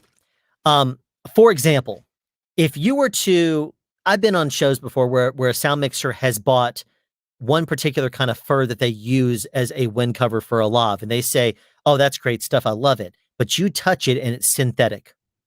A lot of synthetic wools and stuff are extremely noisy and scratchy, and you have to practically cement them down on top of a lav, and it doesn't really do a good job that way. But then there's also what looks the exact same, but will be made more out of natural fibers that are soft and quiet. Little things like that matter. And it's a good thing to also work with your sound mixer, because sometimes they might not know what to get. They could have used a utility in the past that said, "I like using this and this and this," and they've said, "Sure, by all means, order what you need." And so don't be afraid to ask the sound mixer if you need something to help you do your job better. One of the things that a lot of sound mixers that I've worked with will tell you is that when I first join their teams, usually I'll say, "Do you have one of the what microphones do we have? What plants do we have? What do we have to do this and what do we have to do that? Do you have a this?" Is usually what I'll start doing is, "Do you have a this and this and this and this and this and this and this?" And they'll say, "I don't have any of that stuff." I'm like, "Would you mind then if I brought in some of mine?" And sometimes they'll say, "No, just use my stuff." Sometimes they'll say, "Yeah, sure. If it's something that helps you do the job better, by all means, as long as it's pro stuff, they don't care." And so don't be afraid to throw something out there. Marcus is in this stream right here, and I'm pretty sure that if I were to boom a show with Marcus, he would probably trust me on basically anything I threw out there. If I said, "Would you mind if I brought in a microphone for this special occasion we have, or for this particular scene that we have?" He probably wouldn't mind, because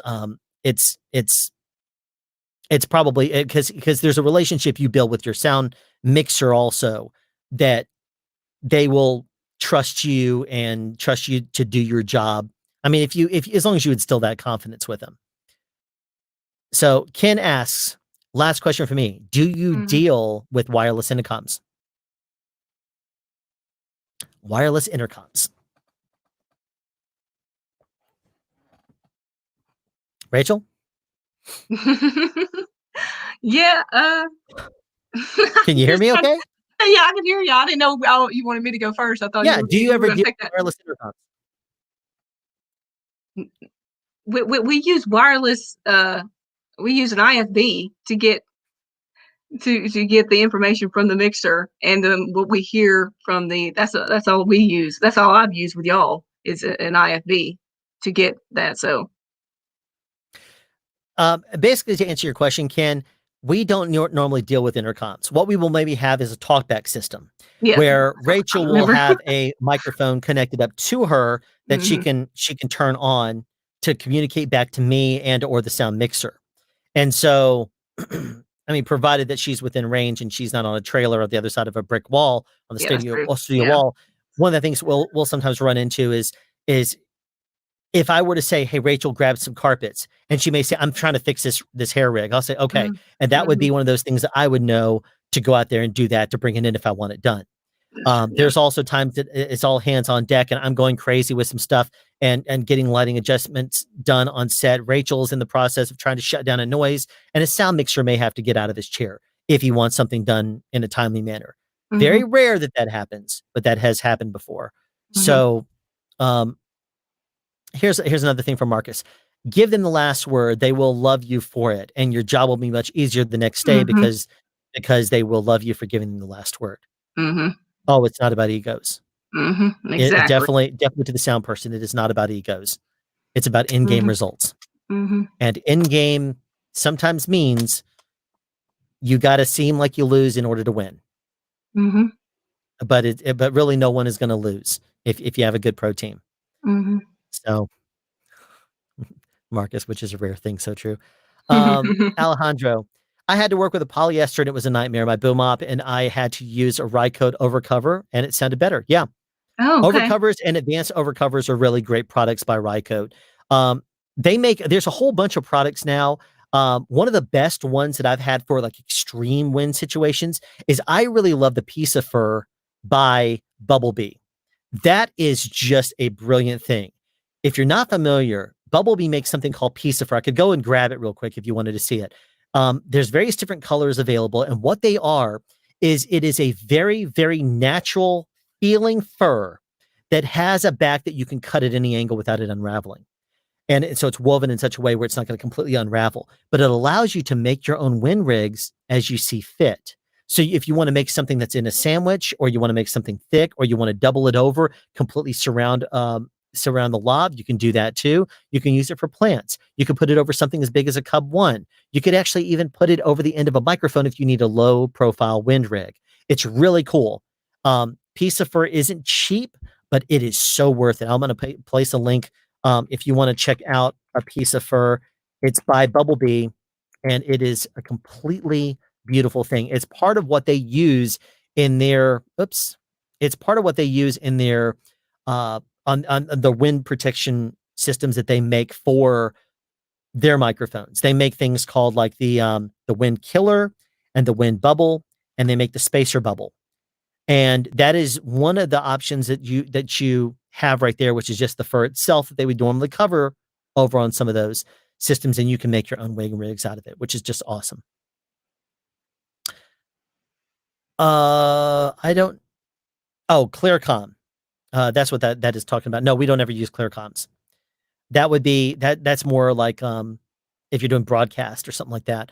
The Clearcom system, if anyone's watching, is a box you put on your side, and it connects up through what looks like a XLR cable, but it's a long cable that would extend into a main box that distros to other people on the Clearcom system. So it's cabled, and it's completely clear communication. That's what Clearcom means, but we don't ever use those because we're too mobile on set. Mm-hmm. Thank you very much, Marcus. He says he would trust me and not mind. For lower budget productions, do either of you have a preference between the Zoom F4.8 or the MixPre recorders in regards to auto mixing capabilities? That's you. I will always choose the sound devices over the Zoom. Almost always. Last night there was a question that I got that was, and I said under quite a few circumstances I would recommend for that particular circumstance to be at probably an F8. And then the F6, then the F4 before the sound devices MixPre 3. But for the most part, I would say go with sound devices if you use their new mix modes. It's not noise assist, it's their mix system. They also, if you have, I mean, it's not one of these options here, but you do have Dan Dugan Auto Mix, which is, in my opinion, the very best. The algorithm used for that is completely solid. Perhaps, I mean, provided that your gain staging is set correctly, then it's amazing. But with regards to the Zoom F4, F8, I like the auto mix capabilities of the MixPre a little bit better. I think it probably deals a little bit better with the mix down itself sounds a little better to my opinion. But if there's anybody else out there that's used them, both, by all means, throughout your opinion too, but personally, I'll usually go with the sound devices. Let's see. Bumblebee products are my favorite. Are the lav concealers. Yeah, those are a good product too. The thing about the lav concealers they make them now for different things. DPA made the original concealer, as far as I know, and it was made for the DPA 40, basically the 4060 or the 4061, 4060 series. And those concealers are really cool. Now, here's a little trick for you that you might not know. If you were to get yourself a 1-inch hole punch off of Amazon, you can usually get about 3 hole punches out of a piece of super stick or top stick. And that's going to hold a lot better than many of the concealer tapes. So if you want to go, I'll actually show you I'll throw the thing up in the chat here. The one that I got, but there is, yep, here it is. Another associate link for you here if you're interested. But this is a really cool little product. And if you use concealers, this little doodad right here is quite amazing. It does great. It's very inexpensive. One of the big costs on concealers is the tape. But if you get super stick, that's fairly cheap. You get a whole lot of it, and you can make your own little circles out of it. So that right there is a really cool little tool that you can use to make yourself 1-inch circles that will save you time, and they work better. So there's at least a little option for you as well. But yeah, concealers are absolutely wonderful, wonderful little things, Alejandro. Let me see. Let's go here first. Never the Zoom H series. Well, I'm not going to really recommend even the new H8. I've heard, if you were part of the stream last night, I said that some people are saying I hate it. So there you go, little pun on it. Zoom F or H8. Okay, yeah, same. Definitely prefer the Mix Pre for the F8, F4. Cool, Levi. Very good. Rachel, what is the brand name of the comm system you use to communicate with the boom operator and sound mixer? It was Sony. Let me think what it was. Sony. Can't remember the brand. I mean the model number. It was a Sony. Dang, why can't I think of this right now? You remember what it was? Sony. Of course I do. I'm going to Well, you post a tell link to it. me. You tell me. It's the Sony UWP series, and I'm going to post a link to it if you're Yeah. interested. Okay. Yeah. Yeah. It's here. It is right here. Mm-hmm. And there's different ones in this series, so but many. Yeah. Well, we started with the Sennheiser G3 series. That's Actually, what I remember. Okay. I don't think that was you. Now that I think about it, that might have No, been. we did Sennheiser too, didn't we? We started. I think we had That's right. Sennheiser and Sony. We started with it. Yeah. We started with it. So there you go. It's a B&H link right there. I don't know if that's coming through as a link. There we go. Yeah. Well, I don't need to actually put that on screen, but there you go. It's at least something that if you click on that link, you can see it's the UWP series. We also used the G3 series at the beginning. There were advantages over each one of them. The Sony sounded better than the G3s. But I think the G3s had better range for the most part. I remember that the Sonys actually broke up a little bit. They were really weird. They would punch through walls a little bit better than the Sennheiser, but they didn't have as much reach or range. It was really weird. I think that it sounded better. But the thing is also the cables are different. So if you have a lav that is wired up for the G3, you can't just say I'm going to plug it into the Sony because the hot pin is switched. So you can't do that. You have to have a special lav wired for the Sony or wired for the G3. There's a very interesting little tidbit of knowledge for you there. Another really fun thing about the whole thing is that, you know how with the G3 series, you set your gain by going upwards. You say plus 14, plus 16, or plus 15, plus 18, that kind of thing, and you go up. Well, on the Sony, you do attenuation. And so you want to drop your level, you go upwards. So it says, how much do you want to attenuate? You say 18 is going to be more than 15 was. And so it's really weird. You would think as you go up in numbers, it's going to make it louder. It actually makes it quieter because it's attenuation. Very interesting the way they did that. And then of course, Marcus likes the hole punch idea. So there you go. And then Levi says the UWP. Sony UWP. There you go.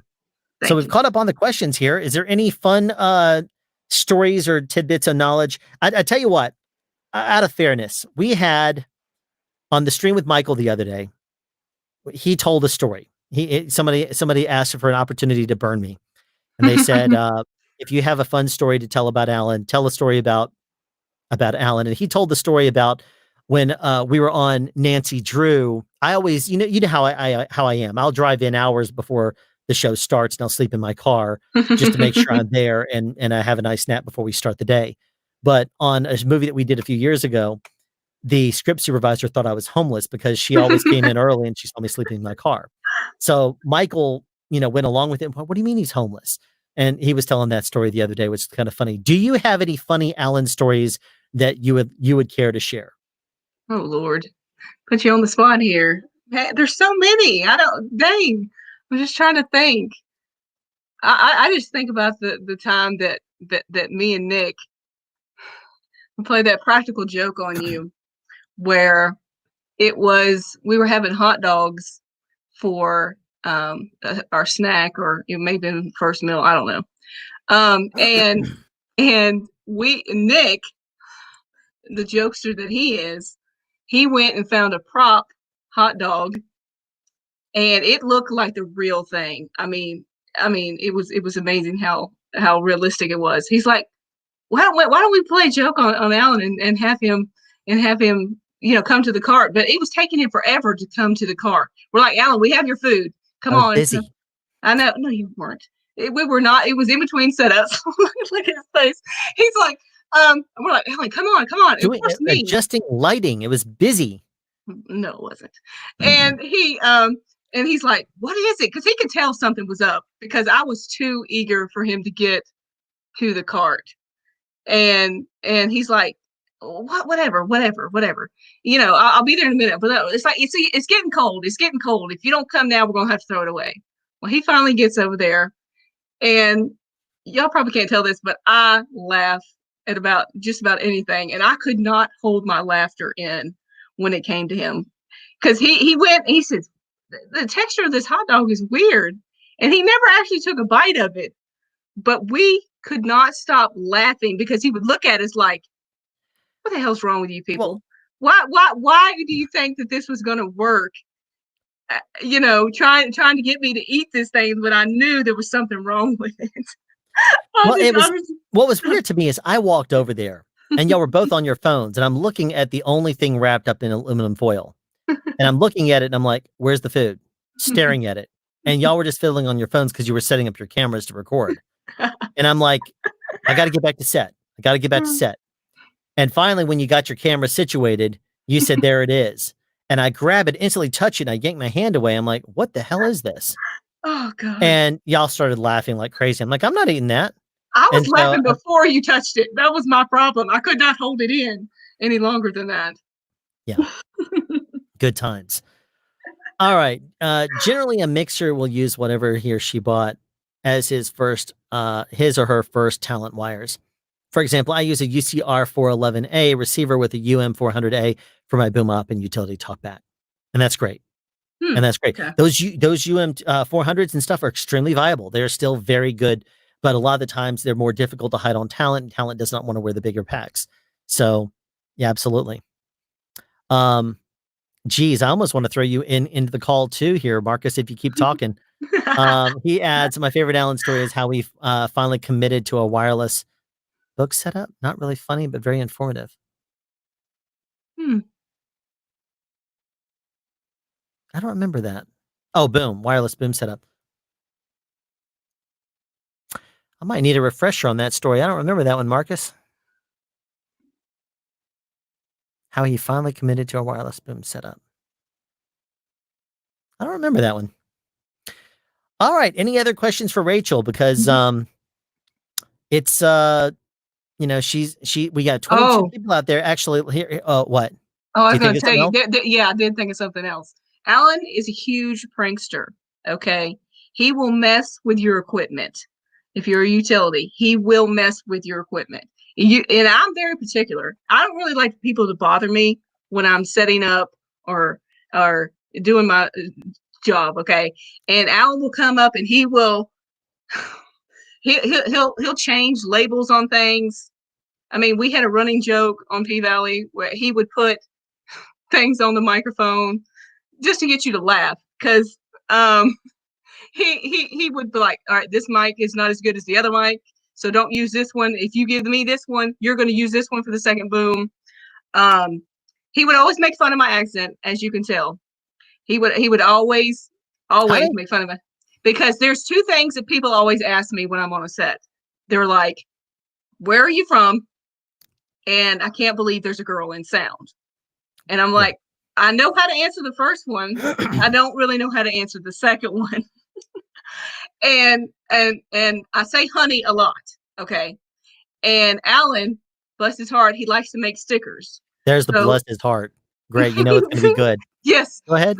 So I would say honey a lot. And it kind of worked well on this show because, it just worked well. And it's just my personality to call everybody honey for some reason. But he got these stickers made that have honey ... and then I would say shit at the end of everything. And he had these stickers made, and he would give them out to the crew and the cast members, and everybody knew it was me. Everybody knew it was me. Because it doesn't matter what she would say. It would start with honey and end that way. Everything that she would say. It's so funny. But he would label everything. He would move things. You have no evidence that this was made by. Yes, I do. Nobody else is going to do it. Nobody else has got any inkling to do that. So he would move certain things because you like to be somewhat organized and you know exactly where stuff is. He would move it. Now he wasn't as bad on me as he was on some other utilities because he knew that I would get on to him because I'd be like, Alan, I cannot do this right now. There's a sound utility named Tiffany who she mentioned earlier in the stream.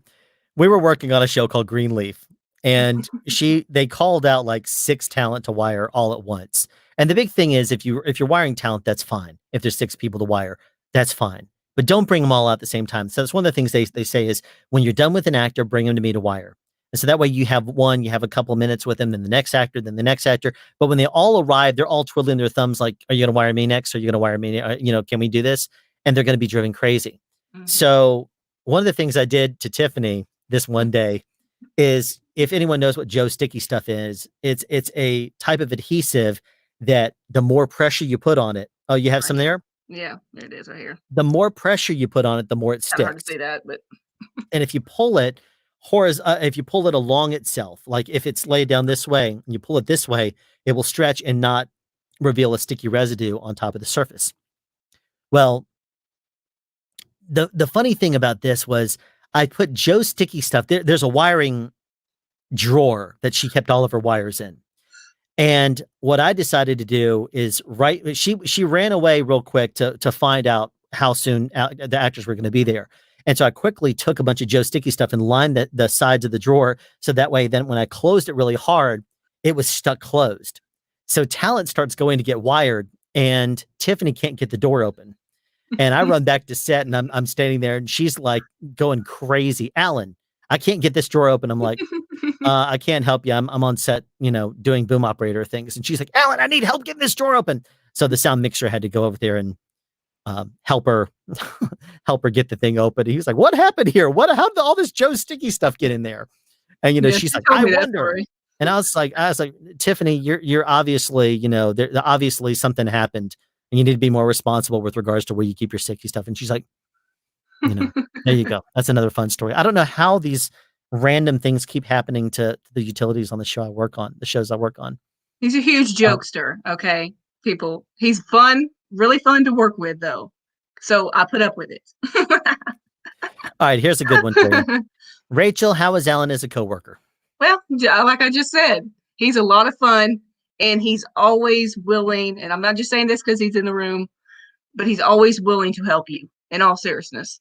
I mean, if you have a question, he usually knows the answer. He does not leave you hanging.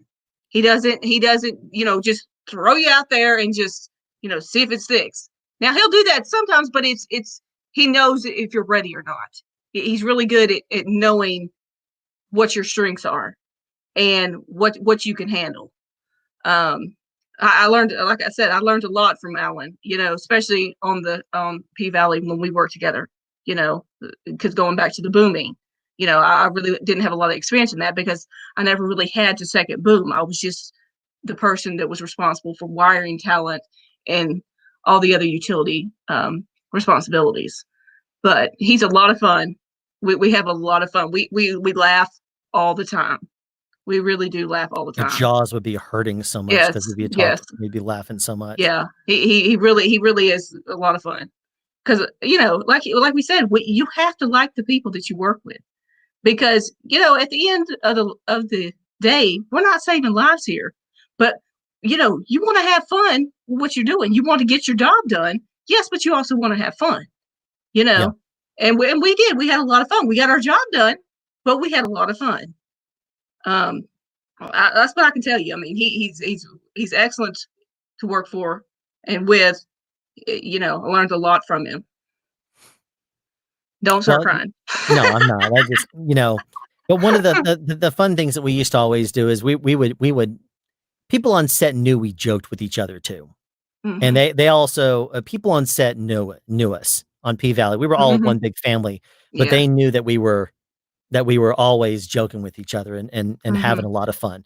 And that's what it is. I mean, also you got to have, you got to have fun with the people you work with. It's funny because, as Rachel knows, and people who were on the stream last night, they know that today is my 16th anniversary with my wife. Well, it's funny because when we were talking, and I said, "Do you want to do anything in the evening?" And she's like, "No, not really." And I was like, "Okay, well, if we're not going to be doing anything in particular, do you mind if I line up a live stream?" And so she's like, "Yeah, sure, no problem." And so as soon as I told her that I was going to be doing a live stream with you, she just kind of rolled her eyes and she said, "Not going to be spending our anniversary night with me. You're going to be spending it with Rachel." And it's funny because on P Valley, she used to refer to you as my set girlfriend. Mhm. Because Work we life. work together so tightly, and I just Mhm. how it is. You just kind of Mhm. laugh and roll your eyes or whatever. But it's funny that Yeah. for the next 15 minutes, it's technically my anniversary, but she's downstairs, watching TV, and I'm up here in the live stream. So good times. That's why it's I'm actually lasted so long. yeah. Um, and Marcus keeps talking about this one story. I'm trying to find. I'm doing a search right now on my computer for the video file. But there is a file that I have, and what he's referring to, if I can find the thing, is there is a clip of when, and it's basically I love the sound of a cabled boom, but the reason I stopped really wanting to be on a cabled boom a whole lot is because of a show that I did a few years ago called *Halt and Catch Fire*. It's thanks, Marcus. But on *Halt and Catch Fire*, we had a an accident, I guess you could say, where the entire house that we were shooting at that was connected to our power, it was disconnected from Georgia Power and connected up to our generator power. We had the rigging electric, one of the rigging gaffer, I think it was, went up in a condor and he touched the Georgia Power line and electrocuted and fried, sent 33,000 volts of power through the entire system in the building. And that basically fried everything that it was connected to. Luckily, no one was hurt, but I was actually connected on a cabled boom, and I had just disconnected it from my side 10 seconds before that thing started sparking, and it blew up. So after that, I'm kind of a little less interested in wanting to go cabled boom unless there's an absolute purpose. Especially because you never know what's going to happen with regards to day players, who's going to be coming in and filling in for whatever for the day. You don't know what's going to happen. And it's best to not be in a circumstance where you could get electrocuted. And I'm looking for that file and I have not been able to find it so far. Nope, that's not it. This may be it. That is not it. I'm trying to find it as we speak right now. But if there's any other questions for Rachel right now, I'm looking for the file right now, Marcus, but question for me, I guess. Alan, would Mhm. you eventually like to be a sound mixer or just stick to boom mopping? I like the idea of being a boom op. I like being on set where the action is. If I slow down and I don't do anything, Mhm. I He's doze gotta be off. doing things. And I'm a fidgeter. So if to Rachel, like what she was talking about, if I walk over to her cart and I'm standing by there and I'm learning my lines or doing something or just chit chatting her ear off, if she walks away, I'll start messing with stuff because I'm a busybody. I will start allegedly, I should say. But I mean, I will just start doing something. And if I were a sound mixer, I may eventually be a sound mixer. Right now, I have no plans on becoming a sound mixer. I like the idea of being a boom operator. I like the idea of being on set. Um, it's one of those things of I could be in high demand as a boom operator. Well, when the industry is actually in, or I could start at the very, very bottom and be somebody that no one calls as a sound mixer. So would I rather be, you know, a lot of people's, one of their calls, or would I rather be someone who's not going to get called as a sound mixer? Um, Alan Chi Allen, in addition to martial arts and booming, is communication, like Rachel is saying. Um, he needs a beard, though.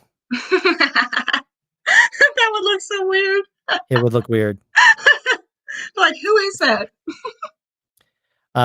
It's some Rama is, no. Yeah, we can poke each other. We would. It's funny. We're staying quite tame for being on a stream together tonight because Yes. we haven't worked together in quite a while. And when we talked, I was on my way to Myrtle Beach last week, And I called Rachel just to chit chat and ask her if she'd be willing to somebody with a video who we're both going to be assisting with something, an educational thing for SCAD. And I called her just to chit chat. We called him and talked to him. And afterwards we were talking for like 2 to 3 hours. It was crazy. I mean, we get along great. And it's one of those things that whenever we talk, we're right back where we always were. Here you go. Here's a question for you. Rachel, what's the coursework you did to become a sound utility? Well, there's a lot of books that I read. There I got them over there. Location Sound is one of them that I read a lot of. I just read a lot of stuff. I didn't really take any courses. It was basically, well, I shouldn't say that. Alan's class, he does a class at the Union Hall, and I took every possible class I could take that he offered or that he taught. I mean, he knows I'm at every class. Even if I've taken it before, I'll take it again, because you always learn something different in his classes. And that's really been a huge benefit for me that the our union offers these classes. Because again, you learn something different every time that you go to one of these classes. So basically Alan's classes is what I've done, and some research on my own. All right, I'm going to share this real quick here since we were talking about this. This goes back to the story. Sorry, I just jumped in there real quick, but since this was mentioned here, I just finally found the video. This is video footage of that thing I was talking about, which is the house that was electrified. They closed the entire set. They kicked us all off set. And this is the way that it was sparking and booming. This is what almost electrocuted me, and the reason why I prefer to go wireless boom now.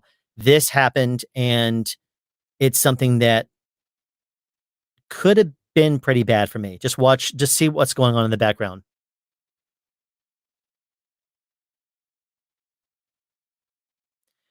And it was doing that for a good solid hour and a half before Georgia Power came out there and shut that down. That was just constant sparking like that for a good hour and a half. So that'll give you an idea of one of the reasons why I prefer to go wireless boom versus cabled, because I could have been connected up on the other end of that.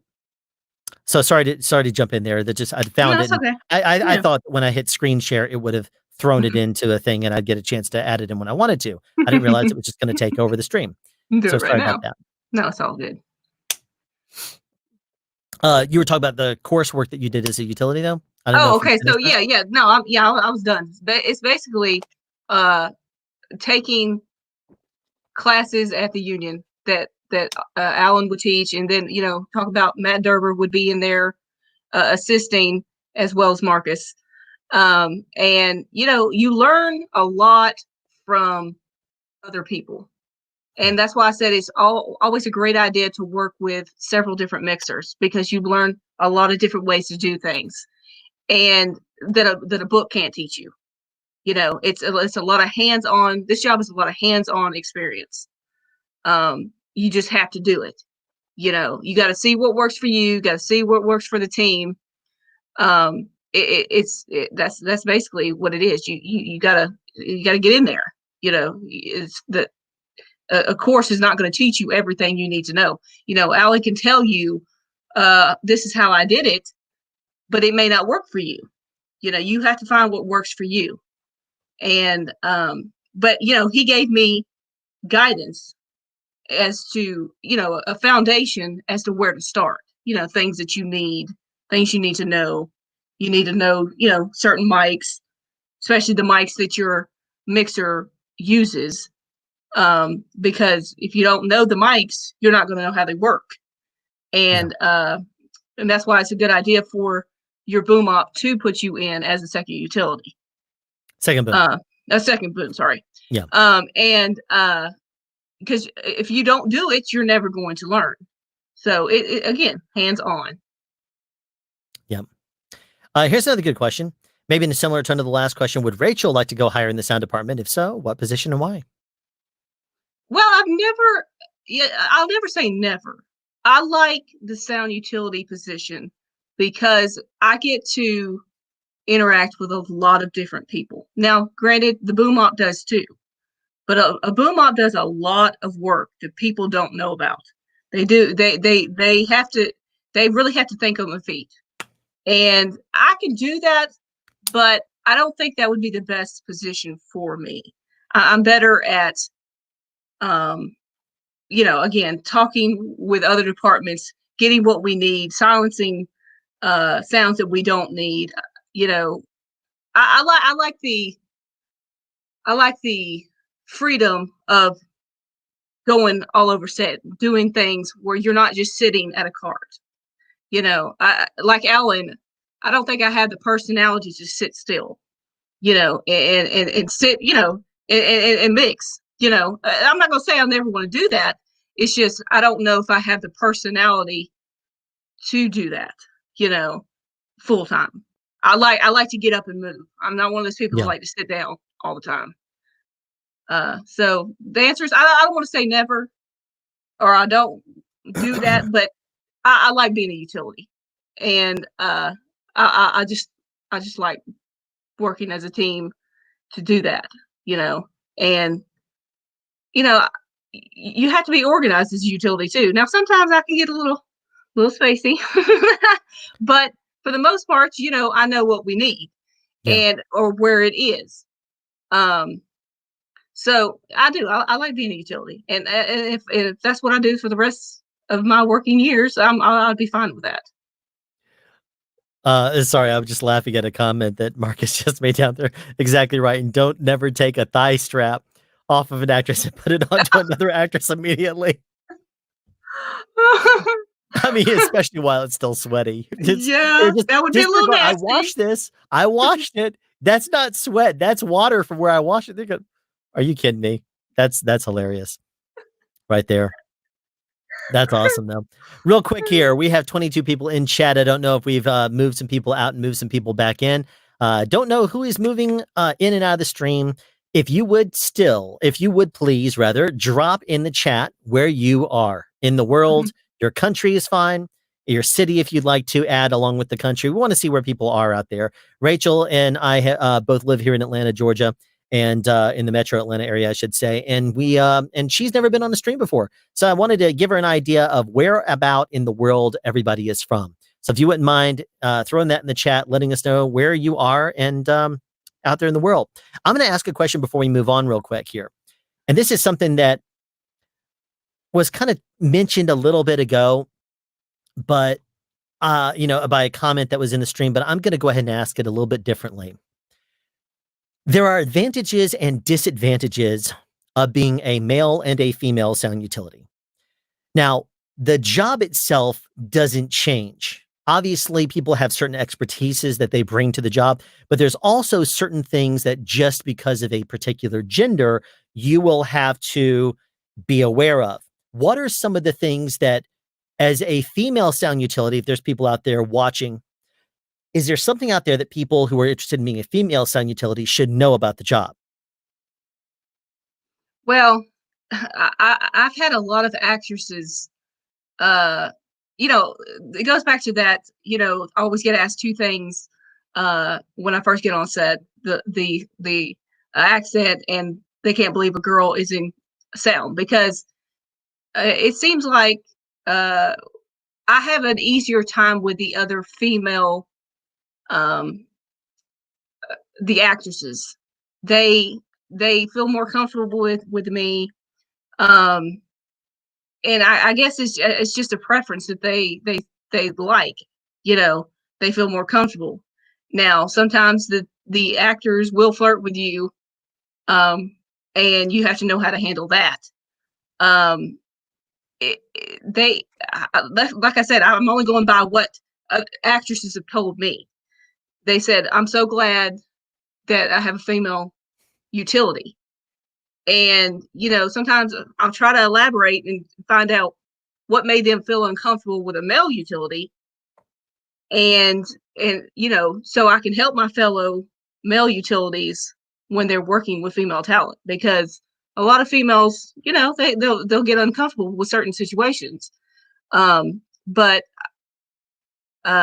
it's just, I guess it's really a preference in what the actor wants because P Valley was a 99% female cast. And, you know, I'm able to, hopefully make them feel comfortable enough to put a wire certain places that Yeah. that they would not feel comfortable with a male doing. Now, every male utility that I've worked with has been nothing but professional. So, Yeah. uh, going back to my experience on P Valley, I worked with an actor who was playing a female, and Yeah. I know that when the second unit utility came in, the actor knew that he was uncomfortable because of the content of the character. Hmm. And the actor said, "You're not doing it like Rachel's doing it." Yeah. And I felt bad for that utility because, it's not his fault that he feels uncomfortable because he don't know these people. And I know what it's like to go in and be a day player on a show, Yeah. where they don't know you. We were talking about this earlier. If they don't feel comfortable with you, it's very hard for you to get them to feel comfortable with you. And uh I really can't tell you the difference for me, but because it's really based on the actor itself. Because, like I said, I'll get flirted with an actor. Actor will come up and flirt with me, and you have to know how to handle that. Yeah. Well, I was raised with all boys. Okay, I know how to handle guys. I know what to do. Don't take it personal and just get in there and do your job.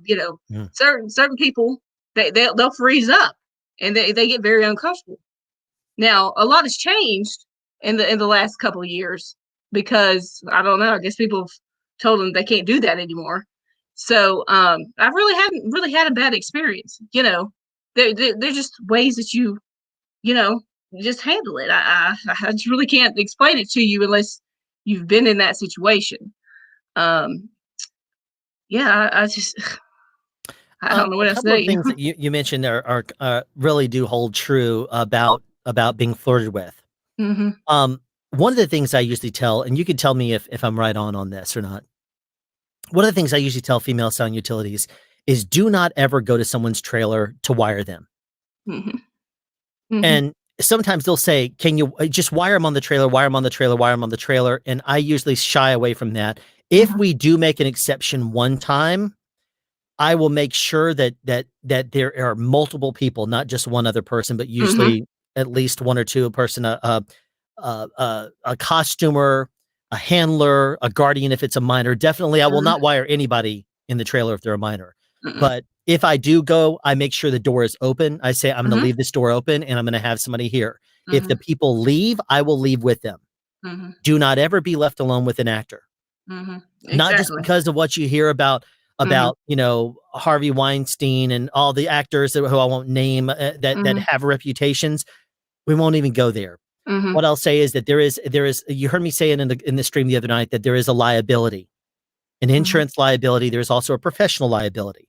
The last thing in the world you want to do is be good at your job and have a little bitty thing like a door closing and you being in there with an actor who Hmm. perhaps makes a pass at you.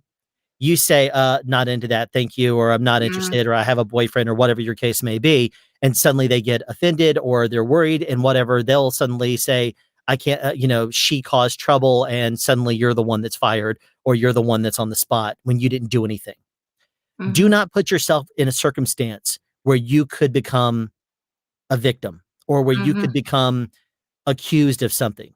It is Liability. we talked about it before. It's a very intimate thing when you go to wire someone. That is not something that you need to, for the actor's sake, you need to be professional, but they also, and by they, I don't mean the actors, everybody around you needs to understand that you need to be assertive too with Hmm. regards to certain things that are right. Do not touch an actor if they are a minor and there's not someone that's present. Say, we're just going to wait.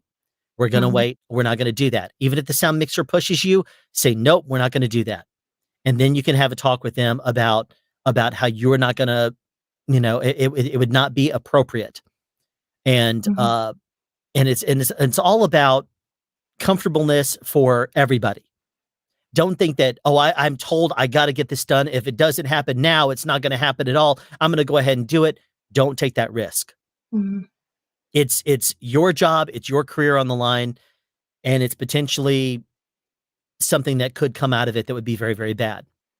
And there's Mhm. many people, that's one of the big things about being a female sound utility I always tell people to be very wary of. As for male sound utilities, I always tell them don't do that also, because it's a different thing where the last thing in the world you want is to walk into an actress's dressing room and have her say that you got a little more frisky with putting on a lob that day because it was just you two. It's the last thing in the world you want to have happen. Mhm. So wire people, be professional at all costs, make sure that there's always someone else present. Same thing as with the doctor. You know, Mhm. if you go to see a doctor, if I were a doctor and I was with a female patient, then I would always have to have another female present to observe, just because that's Mhm. just the world that we That's a live good in idea now. too. Yeah. That's one of the Mhm. things, the world that we live in. Just to Mhm. double check and make sure things are appropriate. Mhm. And you should And you always have the same Mhm. exact thing, because the bedside manner that doctors work with are the same things that we deal with when we get intimate with people underneath Mhm. clothing. Mhm. Yeah, So what were you exactly. gonna say? No, I was gonna say that it's exactly right, especially if you're a male utility, really, there should be, like, a female wardrobe person there, somebody of the opposite sex that can really, help you if needed, just to make because it's really comes down to, is the actress or actor comfortable? Because if they're not comfortable, they're not going to be wired. They're never going to be want to get wired again. Yeah. So it's all about professionalism. You gotta make them feel comfortable. That's the bottom line. Mhm. And one of the other interesting things that you said a moment ago that I'm gonna also state also, one of the things that being a female sound utility is sometimes helpful for is breaking the ice with actresses. Hmm. But once you have broken that ice and you've been on the same team for a while, they know you, they trust you. Hmm. When we were on P Valley, there was sometimes that there were a lot of adjustments that needed to be made, and you were busy fixing something inside of someone's hair, and I would be making those adjustments on set. Hmm. And because the actresses would know me, they wouldn't care Hmm. if I went in there and made them too, Hmm. because I'm not considered to be a person that they would feel threatened by or feel are going to try to take certain liberties. You're trusted as long as you don't give off that creepy vibe that, Hmm. you always hear about, the creepy sound guy. Hmm. And what's also funny is on P Valley, they were so free with their speech. A lot of the times, you know, some of the language that they would use was funny. Say, "Get on in there. You already seen them." It's like, well, okay. Yeah. It's kind of funny. Hmm. Uh, and there was also a funny story you mentioned about the other unit, the second unit. There was one actress on the show that enjoyed putting people on the spot. God, I love And her. we talked about this actually the other day on the stream with Michael. And she went into the second unit and totally freaked out the sound utility. That I poor mean, guy. oh, you should tell that. You should talk about that one, because you were the one that told me that story. That was hilarious. Oh, okay. Well, I think this is the same one I'm thinking about. We had I'm an sure it is. actress. Well, we had a lady that was a dancer. She was very open. Okay, she didn't really care. She would say anything that came to her mind. Yep. And the one thing she would say is, when I would wire her, I'm used to her by now. It's a daily thing. She would come up and she'd be like, Rachel. I mean, she would be so loud too, and I'm loud. She Okay, would but yell this from the other one, side of the yeah, soundstage. you could hear her from the other side of the soundstage, and she'd be like, Rachel, you're gonna wire my titties. I'm like, calm down, calm And down. we We're would not, be laughing we so we could bad. not stop laughing, but we're like, okay, all right, let's lower. I said, yes, let's wire you now. And so, I mean, but she would be so loud, she would still continue to say it. Well, she did this to the second unit sound utility, and I don't know what happened with him, but he got as white as a ghost, or she, whatever. And she said, Rachel, just looking at him, he looked like he was frightened. that I was going up there and saying this to him, because it was a running joke every day with us. Oh Because yeah. we were used to it. We're like, okay, okay, come on, let's whatever. We got to wire you. Let's Yeah. go. Yeah. And it, but bless his heart, he just didn't. And that He made it even funnier. She was just like, yeah. "Oh, She's we like, freaked him out. He's not yeah, coming back." yeah. I think he ended up coming back, but Yes, but she was I like, don't "He ain't coming remember. back." I That's don't so know, but funny. she really scared him, and she scared a lot of us. But she was so much fun. I mean, we were always laughing when she was on set. Oh, she was great. She was, oh my god, because I can't wait to see her in this show. I can't wait to see. I'm You gonna know, have such a smile on my face seeing every one of them. Every it single was like, person on that oh show is my a god, character, and they were so awesome on camera and off. Um, oh, that was so funny. all right, yeah, Mm. real quick, the locations we had people write in where they were in the world. Rochester, New York, still with us. Utah, Chattanooga, Tennessee, Los Angeles, Wyoming, the ATL, Finland, Denmark. We have them waking up right now Oh and wow, joining us here. So we have some different people from all over the world joining us oh here in the wow. stream tonight. We have 27 people right now. If you care to throw out there, if you just joined us, where you are from, that would be awesome. Give us an idea of who we're speaking to. Did you have to prove that you worked a certain number of hours prior to joining the IA? No, I did not.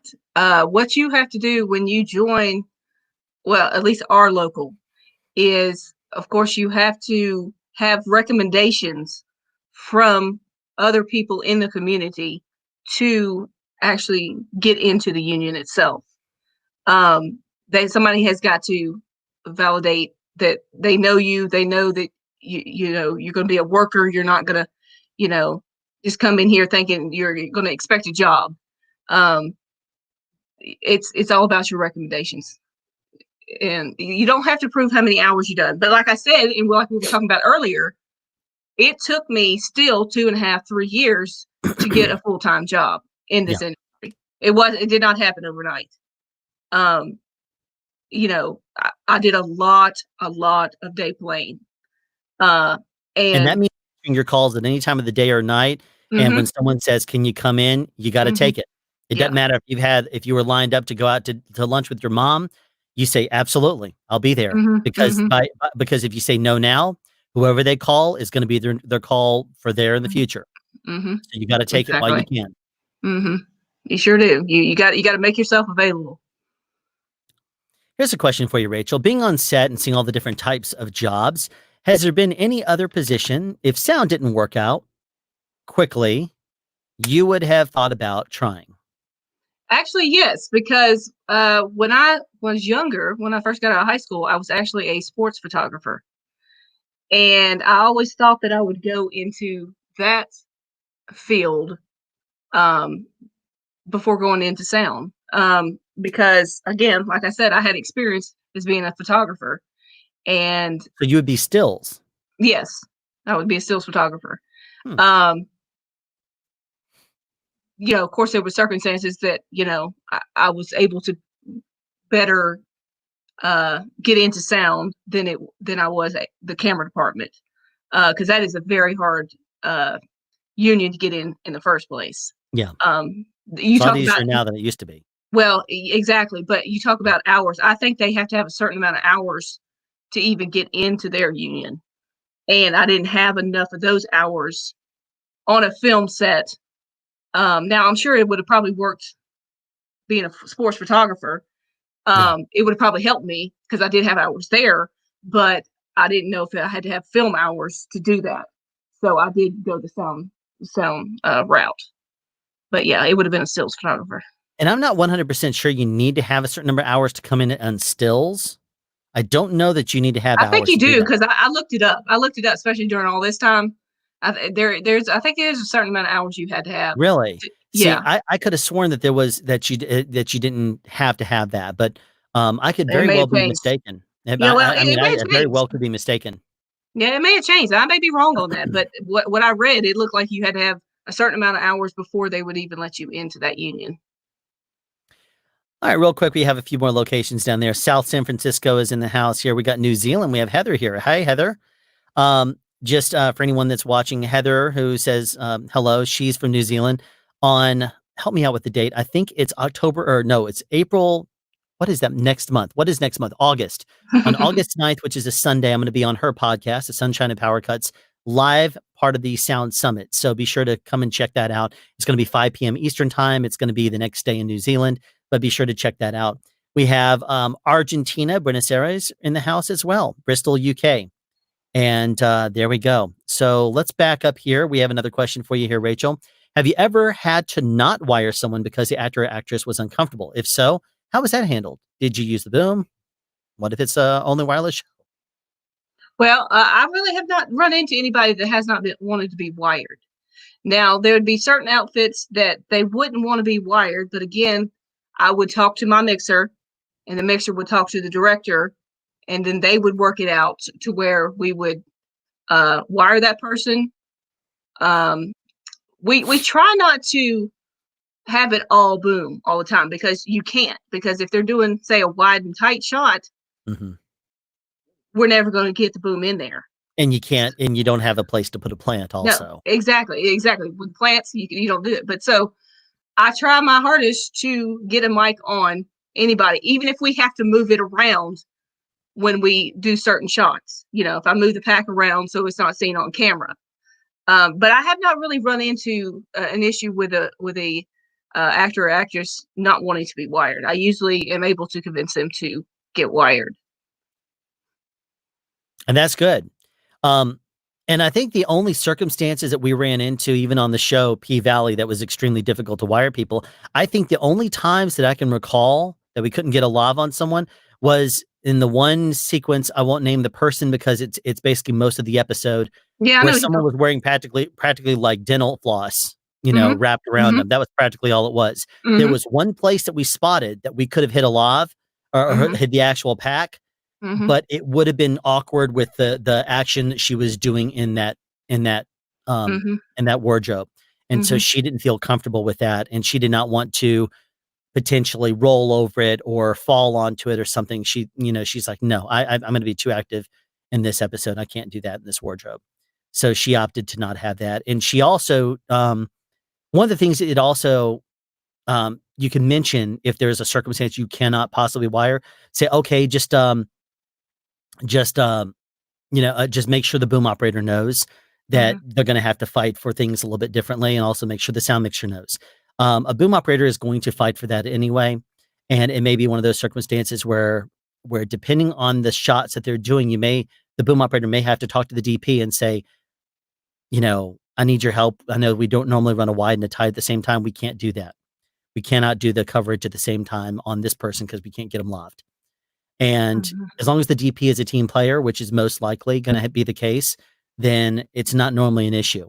And if in the middle of the fight, if they try to do wide and tight on that coverage, there's always techniques that you can use to negotiate that. I talk about those techniques in my 3BO boom operator training series, which is in a playlist on this channel. So if you have any interest in checking that out at some point, then simply go to the main SoundSpeeds homepage, click on playlist, and look for the 3BO Building Better Boom Operators training series. And that's there. There's a comment here. In New York City, we need 800 hours to join in a professional audio department on a commercial grade videos to join. So is that, Ken, is that with, are you in local 52? Because 52 used to be, we're talking a few decades ago, probably the most difficult union in the country to get into, because they had, in addition to having all the credentials and everything, they wanted you to be absolutely experienced. And they would bring in different craftsmen from different locals, and they would have a set, and you would have to boom on that set and show them that you knew what to do and how to do it. And if you failed the test, if somebody there didn't think that you were qualified to be a 52 boom operator, they didn't think you were good enough, they would say no. And you would not get in, even if you had years of experience, even if you had decades of experience. If you did not pass their test and give people a feeling of confidence, then you were not going to be let in. You had to pass a test, and that's in addition to everything else. I know it's gotten quite a bit more lax, but that 52 used to be extremely strict with regards to that. Comment from Marcus. If your hair makeup is what that is, HMU, you absolutely have to have a certain number of hours. If you're a sound person, you have to have the minimum, you have to have the recommendations like Rachel is saying. Mhm. So that's a really good point, that there are certain departments that you have to have the certain hours. Some departments, they like to have certain criteria, prerequisites. Um, it could be also that that depending on like if you're going to be a production designer, in addition to the amount of time, they may want you to have some sort of an art degree or something along those lines in order to do the job. Uh, sometimes people are need to have certain business or certain degrees in order to actually go someplace. And then, of course, you do have to have the residency requirement of 18 months, and that's unique to our market here in Georgia. Mhm. Heather, much love to you, sunshine and love. Um, let's see here. Here we go. Do you see with indie and non-studio productions making inroads, is non-union work a wave in the future, or is union work the solid future? What do you think, Rachel? Well, union work will always be the solid future because, you know, that's just the way it is. But to get experience, it's a good idea to do non-union and indie films because, again, it's all about growing your craft and learning. You know, you learn something from every experience that you're going to be in. So just because it's not a union job doesn't mean that you're not going to gain something. You may work with somebody who turns into a union job and they'll bring you along. You never know where your next job is going to come from. Yeah. So don't ever turn down indie or don't turn down non-union stuff. Um, I've done some non-union stuff and it's led to other things. Yeah. So, it's all good to do all of it. Now, the future would be in union because it's a different pay scale, of course. And there's benefits to it because you get health insurance and whatnot. But don't ever give up an opportunity to work a non-union or an indie film, because it's all about experience. I mean, people are only going to see you if you put yourself out there, no matter if it's union or not. Yeah. And there's a lot there's a lot of fun that you have on indies. A lot of the times, Hmm. the smaller shows where people just are not taking things nearly as seriously, maybe because they don't have the experience, maybe because they don't know what they don't know. Some of those shows are a lot of fun. I've gone from working a huge show to being called by someone who was like, I know there's no chance in the world you'd come out and do this, but I have, in the budget $125. Would you consider coming out and covering somebody for a day? I'm like, you know what? I'll do it, sure. And that's nothing. I mean, Hmm. especially for an 18-hour day. But you Hmm. get on set there and there's a vibe that you have when you just step on the set and you just people know you. People just they feel that you're someone that is experienced, that you know the game. They don't have to. It's the same thing as if you've ever been in martial arts class and one of the master instructors that walks in and you've never seen that person before. They have a vibe. They have an aura around them that you feel, that you sense. And it's the same kind of thing as when you go back onto these smaller shows. There's a lot of people that want to do a good job and they want to learn. And when they know that you're experienced, they are not going to hesitate to come up and ask you something. How did you how did you get to that level? How did you do that? That kind of thing. And those people are also usually very genuine and they want to do a good job. And they're also more willing to talk to you and listen to you. I've even been on shows before where there's been a grip or an electrician or somebody doing something and it's a big no.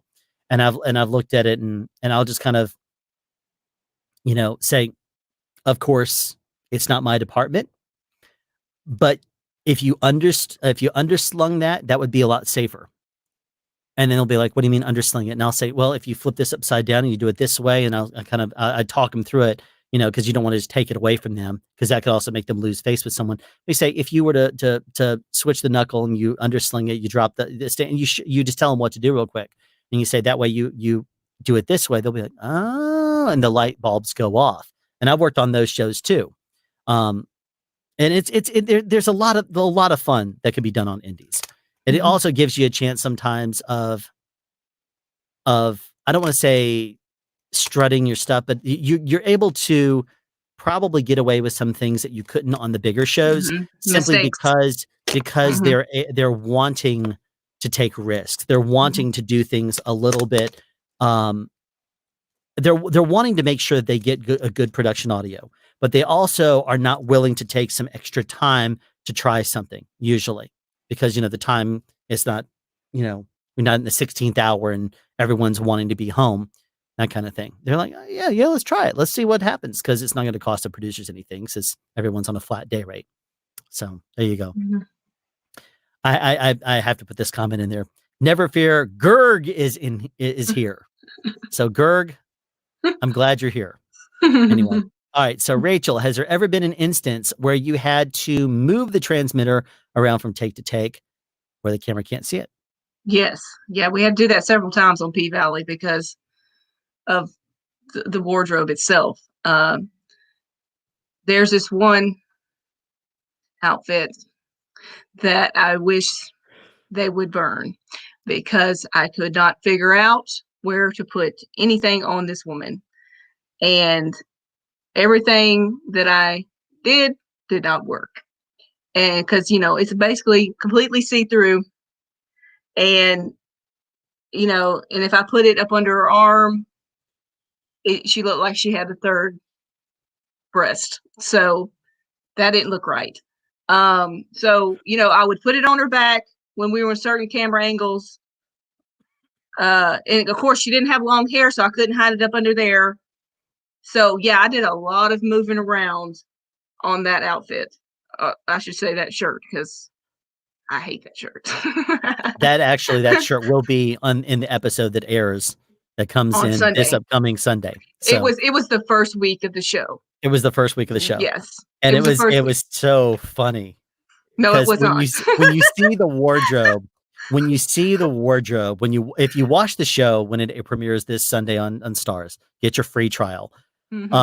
It's you'll see exactly who we're talking about. Yeah. And you'll say, oh yeah, there's no way in the world to put a lav on her, but she wears this wardrobe the entire episode, just about. And then she came back in it too.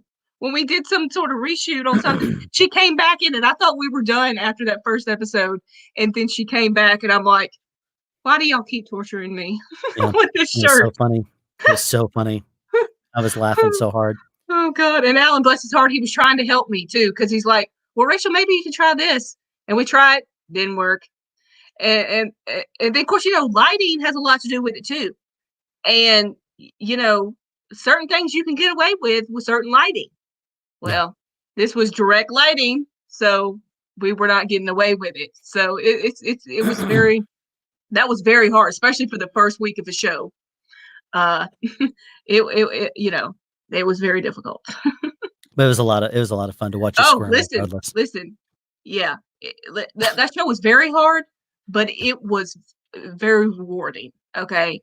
And we all really did truly become a family on that show, whether it be the crew, and I was fortunate enough that most of the crew that I was with on that show came with me to the next show. Yeah. We missed you like crazy. But thank God, because you had a good guy with you though. Yeah. Oh yeah. Oh, he was awesome. He was very good. He taught me a lot of stuff as well. Yeah. But a lot of the same crew that was on that show came to my next show that I did. And oh my God, it's such a lifesaver when you already know people, they already know you. You have that workflow. We were like a well-oiled machine. I mean, we knew what each other needed without really even asking. I mean, with the electrics, oh my God, there were some awesome people. Because you never know which department you're going to need. And that's one thing I do like about my job is I talk to every department. Yep. And they really do. Sometimes they'll never see a mixer. They'll never see a mixer because the mixer, unless there's a problem, the mixer usually doesn't like to get away from the mixing cart. And there's actually a sound mixer on a show that was here in Atlanta. Nobody ever saw the mixer because they were always hiding. And about halfway through the show, he decided he was actually going to go to catering in the morning. Mm-hmm. And people were like, who is this What's guy? that? Who is this guy? And they were Mhm. contemplating send security over to talk to him, and before somebody said, "Oh, no, no, no, no, that's the sound mixer." They're like, "Oh, it's the sound." It's just like it's like seeing a Sasquatch. It's like, who, Mhm. what is that? Did I just see the sound mixer come out of their little hole? It's kind of funny. Mhm. Here's Yeah. a question for you: do you wire or try if possible to wire actors for every scene, or do you choose when to wire according to the situation? No, we usually wire everybody that has a line. If they have a line, we wire them. No matter what. We want to make sure we get every piece of dialogue, even if it's one word from somebody. Now, granted, if you don't have enough transmitters, and you could try to get it on the boom, or you could switch out. It just really depends. But we usually wire every person that has dialogue in a scene. And here's another question for you. Alarm Clock Films. Is it true you have to be in the union to get on a union show? If so, how do people get those bigger jobs? Uh-oh. Well, as a part of the union. Oh, what happened? You glitched Are you there. You were there? frozen on the screen. Yeah, I can hear you. You were Oh, frozen on the oh, screen there for a okay, there. second. I can hear you I now was too. like, oh, Okay, that was weird. I'm sorry. Um, let's see. So, as a union member, you take an oath to hire other union brothers and sisters. Now, some people don't do that, but it is frowned upon. They want, when you're on a union show, you should be hiring other union brothers and sisters. Um, and to answer the second part of your question, it's all about networking and how you get on bigger shows. Because if they don't know who you are and they don't know your experience, they're not going to hire you. Networking is a huge thing. If you if like I said, if they don't know you, they're not going to hire you. So it's networking. yeah, absolutely. In some of the other in our union, there's a lot of networking too. In some of the other markets, especially in the union states, you have to get yourself a certain number of hours, usually on non-union shows, that you can prove that you have at least done the job to get in as a non, as an entry level person.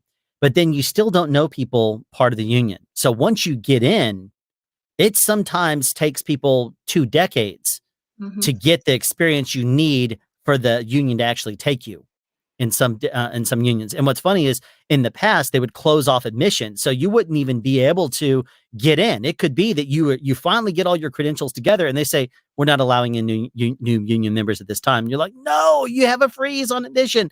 Yo, please let me in. Well, I'm sorry, you're gonna have to wait, and it could be a couple of years. So you kind of luck out if you're in a market kind of like ours, because some of the bigger markets they will sometimes do a membership freeze, or they'll sometimes change their criteria, but it has gotten more lax in recent years than it is in the past. Hmm. Here's another question: once you're in the union, can you still work on indie projects? That's a very quick one. Yes, you can. Hmm. Absolutely. Hmm. It just the union projects that come along are collective bargaining. You can usually negotiate for higher rates. You get your paid benefits. You get different aspects that are better for you.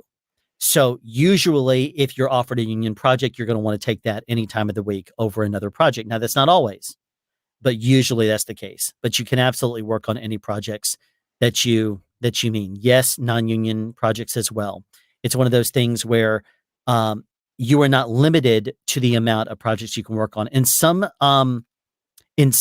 unions, like if you're a member of the Directors Guild of America, for example, you cannot, if you're working on a non-union production, you cannot call yourself a first AD.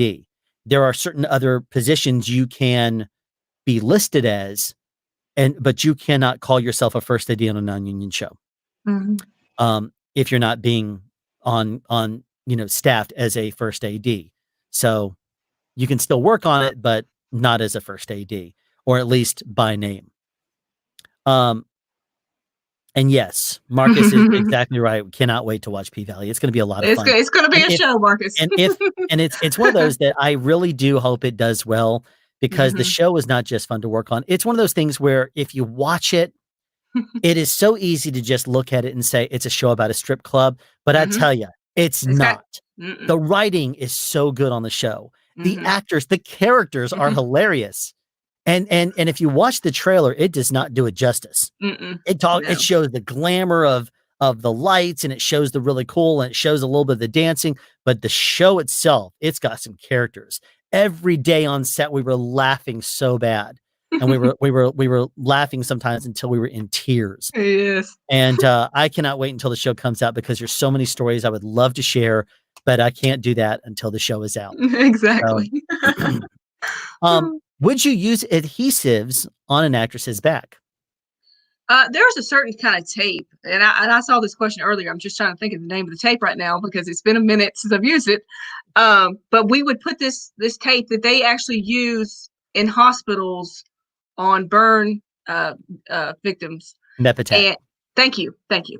And we would put that on there, and then we would build the rig. I would build the rig from that. Sorry. So I would never put anything harsh on up against their skin because you don't want it, because a lot of people are allergic to things. That's another thing I do ask the actors or actor before I put anything on them if they're allergic to anything. That's a part of my interaction with them, making sure that they're not allergic to certain things. And in this tape, the NephTap is hypoallergenic, so they Yeah. like it. It's easy to take off. It doesn't rip their skin or anything like that, and it doesn't leave any sort of residue. So I love it. Yeah, and it's also really cool because you don't have to like if you need a strong adhesive, one of the things that people always, think about is, oh, I got to put a stronger tape on. You shouldn't. But Mm-mm. here's the thing. If you have something on very delicate skin, like Mepitech, something that is very soft on the skin that can still breathe through, that you can actually put on the skin and it's not going to rip off 4 layers when you pull it off. One of the things you can do is put something strong on top of that. So one of the big things that Rachel used a lot of was carpet tape because that stuff, when it grabs, it Mm-hmm. will grab and hold. Mm-hmm. That stuff isn't coming up. But do not But put that on skin. do not put that on skin. No. Now, if you put a layer of something like Mepitech down, then put carpet tape on top of it, you can do that. But but make sure that they are not like, the Mepitech ends here and the carpet tape is there because then it could still stick on there and stick some too. Make sure it's a smaller piece that is overlaid because you don't want to have it suddenly get stuck. Now that will help you in many circumstances if you build up multiple layers. May have to do a video about this in the future, but there's a bunch of different ways of actually of double sticking. I'm sorry. We're not gonna give people all our secrets with that one. Well, that's what I do on this channel. Unfortunately, is I give away way too many secrets. Don't give up all the secrets now. Well, unfortunately, no skin, no game. That's hilarious, Dan. Yeah, sure. If you don't pull off skin, you won't have any DNA to sell on eBay, right? Sure. But yes, absolutely, you will put different materials on people. And one of the big things you got to keep in mind is if it's a male actor that will take off his shirt or a female actress that will take off her shirt. One of the things you want to keep in mind is that sometimes if they do have sensitive skin, there can be a period of time where their skin is actually, red or something afterwards. So be very careful with how it's removed because if they have some sort of a scene where they're changing shirts, a guy's changing shirts and he suddenly has this red square over his chest, that's going to get you some attention. There are adhesive removers that work really great. That if you do stick something directly to someone's skin, you can use an adhesive remover. And I have some that I can show you. But what those are is it's an adhesive remover pad. Do you have some right there? I'm trying to look. You're looking. Yeah. But what they do is they're also part of what you would use in the medical community. And there's a really good brand that I have sitting right there. I can see it. I just don't go over and grab it right now. I'm not Curtis Judd that can just produce everything from his desk right in front. If you were on the stream the other night, it was completely amazing. Just throw it. Hey, do you have one of these? And he's like, yeah, it's right here. Like, how do you do this? It's Mary Poppins carpet bag of a desk. But what basically what basically you have those options. You can use this adhesive remover, and you just simply run it in a circle around the piece of adhesive that sticks to the skin, and it will break down the bond on the edge of the actual material that's stuck to, and it will practically fall off. So people with delicate skin can very easily have that. There's also a skin prep solution that if someone has delicate skin and you need to stick it to them stronger, and they're very nervous about material like that, is the same kind of thing that what they would do is they would stick on something before they put on an IV and stick your arm. Same exact material. They would put this little material on. I may have to do this in a future live stream and show you, but you put this on to prep the skin. Unisolve. Yep. Is that the Smith and Nephew? Yeah. Yeah. Basically. Yeah. You put that on there, and then you can let it dry for about 45 seconds. Then you put the adhesive on that. And what this will do is it will still allow the skin to breathe, but it dries up the surface of it and makes it extra prepared for an adhesive to go on there. So that way, once the skin is prepped, it's going to be more resistant to moisture. It's going to hold the adhesive better. And especially in a hot day, something like in the summer heat, adhesives like a little piece of tape will stick better to them. So if you have a shirt like this one and you need to have a low profile solution to it, you can prep the skin with this stuff, put something down on top, and then it should more or less hold. And if they have sensitive skin and you need to use the adhesive remover, you can do that as well. This is also awesome. Yeah, this is also really good. That's the stuff. Exactly. And mine's over there. I could show you. Yeah. But yeah, those things are absolutely wonderful. Let's see. Here's a question for you, Greg. Rachel, what was your most favorite project you have worked on? Well, we talked about it tonight, and I would probably have to say P-Valley, because, like I said, it was a challenging show, but I learned a lot. I mean, a lot about wiring things, because people keep asking me, they're like, how did you do that show? I'm like, with a lot of help, lot of help from my own team and from the other crew members. I mean, that there's no other answer but that. P-Valley was my favorite project that I worked on, because again, we all became family, and we all still talk. Most of us all still talk, even when we're not working together. Of course, none of us been working for a while now, but we still, I mean, one of the actresses on the show still texts Alan and I, telling us, things that are coming up. She's the one that told us when the show was going to premiere before, when it was coming out, when it was going to premiere. She's like, yeah, we it's going to premiere now, so tell everybody, so, because she wants to be successful too, because, she wants her job. So, I'm not just talking about actors, I'm talking about crew members. Yeah. I mean, we really became a family, and, that's really what you dream of in this job, to work with people that you really care for. And what's funny is about the director of photography on P-Valley with us. I had worked with him twice before. And when I was with him on P-Valley, after I left that, I didn't join you for American Soul season 2. I went on to another show, and I popped in there one day to borrow a microphone for the Rode NTG5 review. I compared it to the NTG3, and Michael Wynn let me borrow his NTG3. So I came to set one day, and we had a later call time, and I borrowed that microphone. And when I greeted the DP, he grabbed me close and just held me in a hug, and then just kind of took a deep breath and was like, I've missed you. Yeah, and that's the kind of relationship that we have. That show, it really was a special show. And if the show conveys that on camera, on the actual show, how special it was to work on it behind the scenes, it's going to be amazing. Oh, I wish they would. It'll be the next big thing, because it was such a great experience behind the scenes. Yeah. It was truly amazing. As a matter of fact, that the actress that you were talking about, I did a wire. What was the class? I did a class. It's probably the last class I did before the whole shutdown, because I haven't taught any classes in person since then. But it was the class that I did where we had an actress. Yes, it was, because we had the snowstorm, the freak snowstorm that came in, and I had one of my actresses that weren't able to come in. We were supposed to have 2 people, and that was the one that was teaching boom techniques. I called her and left her a voicemail message, and I texted her also and asked if she was in Atlanta still, because she was delayed in Atlanta. I said, would you mind coming to the class and acting, just for fun if you were available. Mhm. And she was actually drunk, but in the middle of the afternoon. But she wrote me the next day and said, "Oh my gosh, I'm so sorry, I was drunk." But I totally would have done it for you. And it was so funny because I was like, oh, that would have been so much fun. But as soon as she saw snow, she was like, this is great. LA girl. So she's like, snow, what is this? Most amazing stuff ever. So she got drunk. It's hilarious. Mhm. Alejandro says, I just want to put this out there. If anyone is in chat is ever in Chicago and after the pandemic, drinks are on me. I love swapping stories and talking shop. Alejandro, if you ever come to Atlanta, Mhm. remind me to take you to Danny O'Brien's Oh Ice God. Cream Pub. That is the place I go. Daddy O'Brien's Ice Cream Pub. That place is absolutely amazing. The ice cream is made from scratch by a grandmaster ranked ice cream maker, and he's been making it for decades. He opened up a shop in Sugar Hill, and it is completely amazing ice cream. You go there, you have traditional Irish bangers and mash, and it's just amazing. Or you can have shepherd's pie or whatever you want.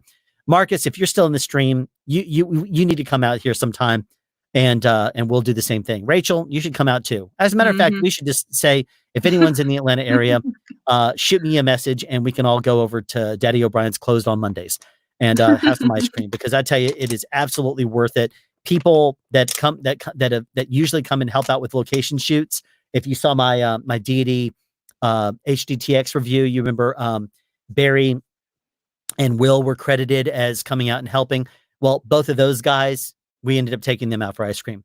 And that was one of those things where, you may not be able to pay someone's day rate a few $100s, but if you say, I'll take you to Daddy O'Brien's, they'll say, are we going to go there again? If I come out and help you, we're going to go there. Yes, we're going to go there. Okay, I'm in. And it's that good. It's that good. It's a perfect time to do that too. Yeah. It'd be really, yeah. And I tell you, and Rachel, we should totally meet up. Marcus, if you're still there, definitely you should join us too. We should just go get some ice cream. And I think Levi, you said you're in Atlanta too. So if you're around, shoot me an email, and if we schedule a time to go out there, we can all go have fun. Now I'm not going to cover everybody, huh? Are they open? Oh yeah. Okay. Oh good. Yeah. I was there the day they reopened.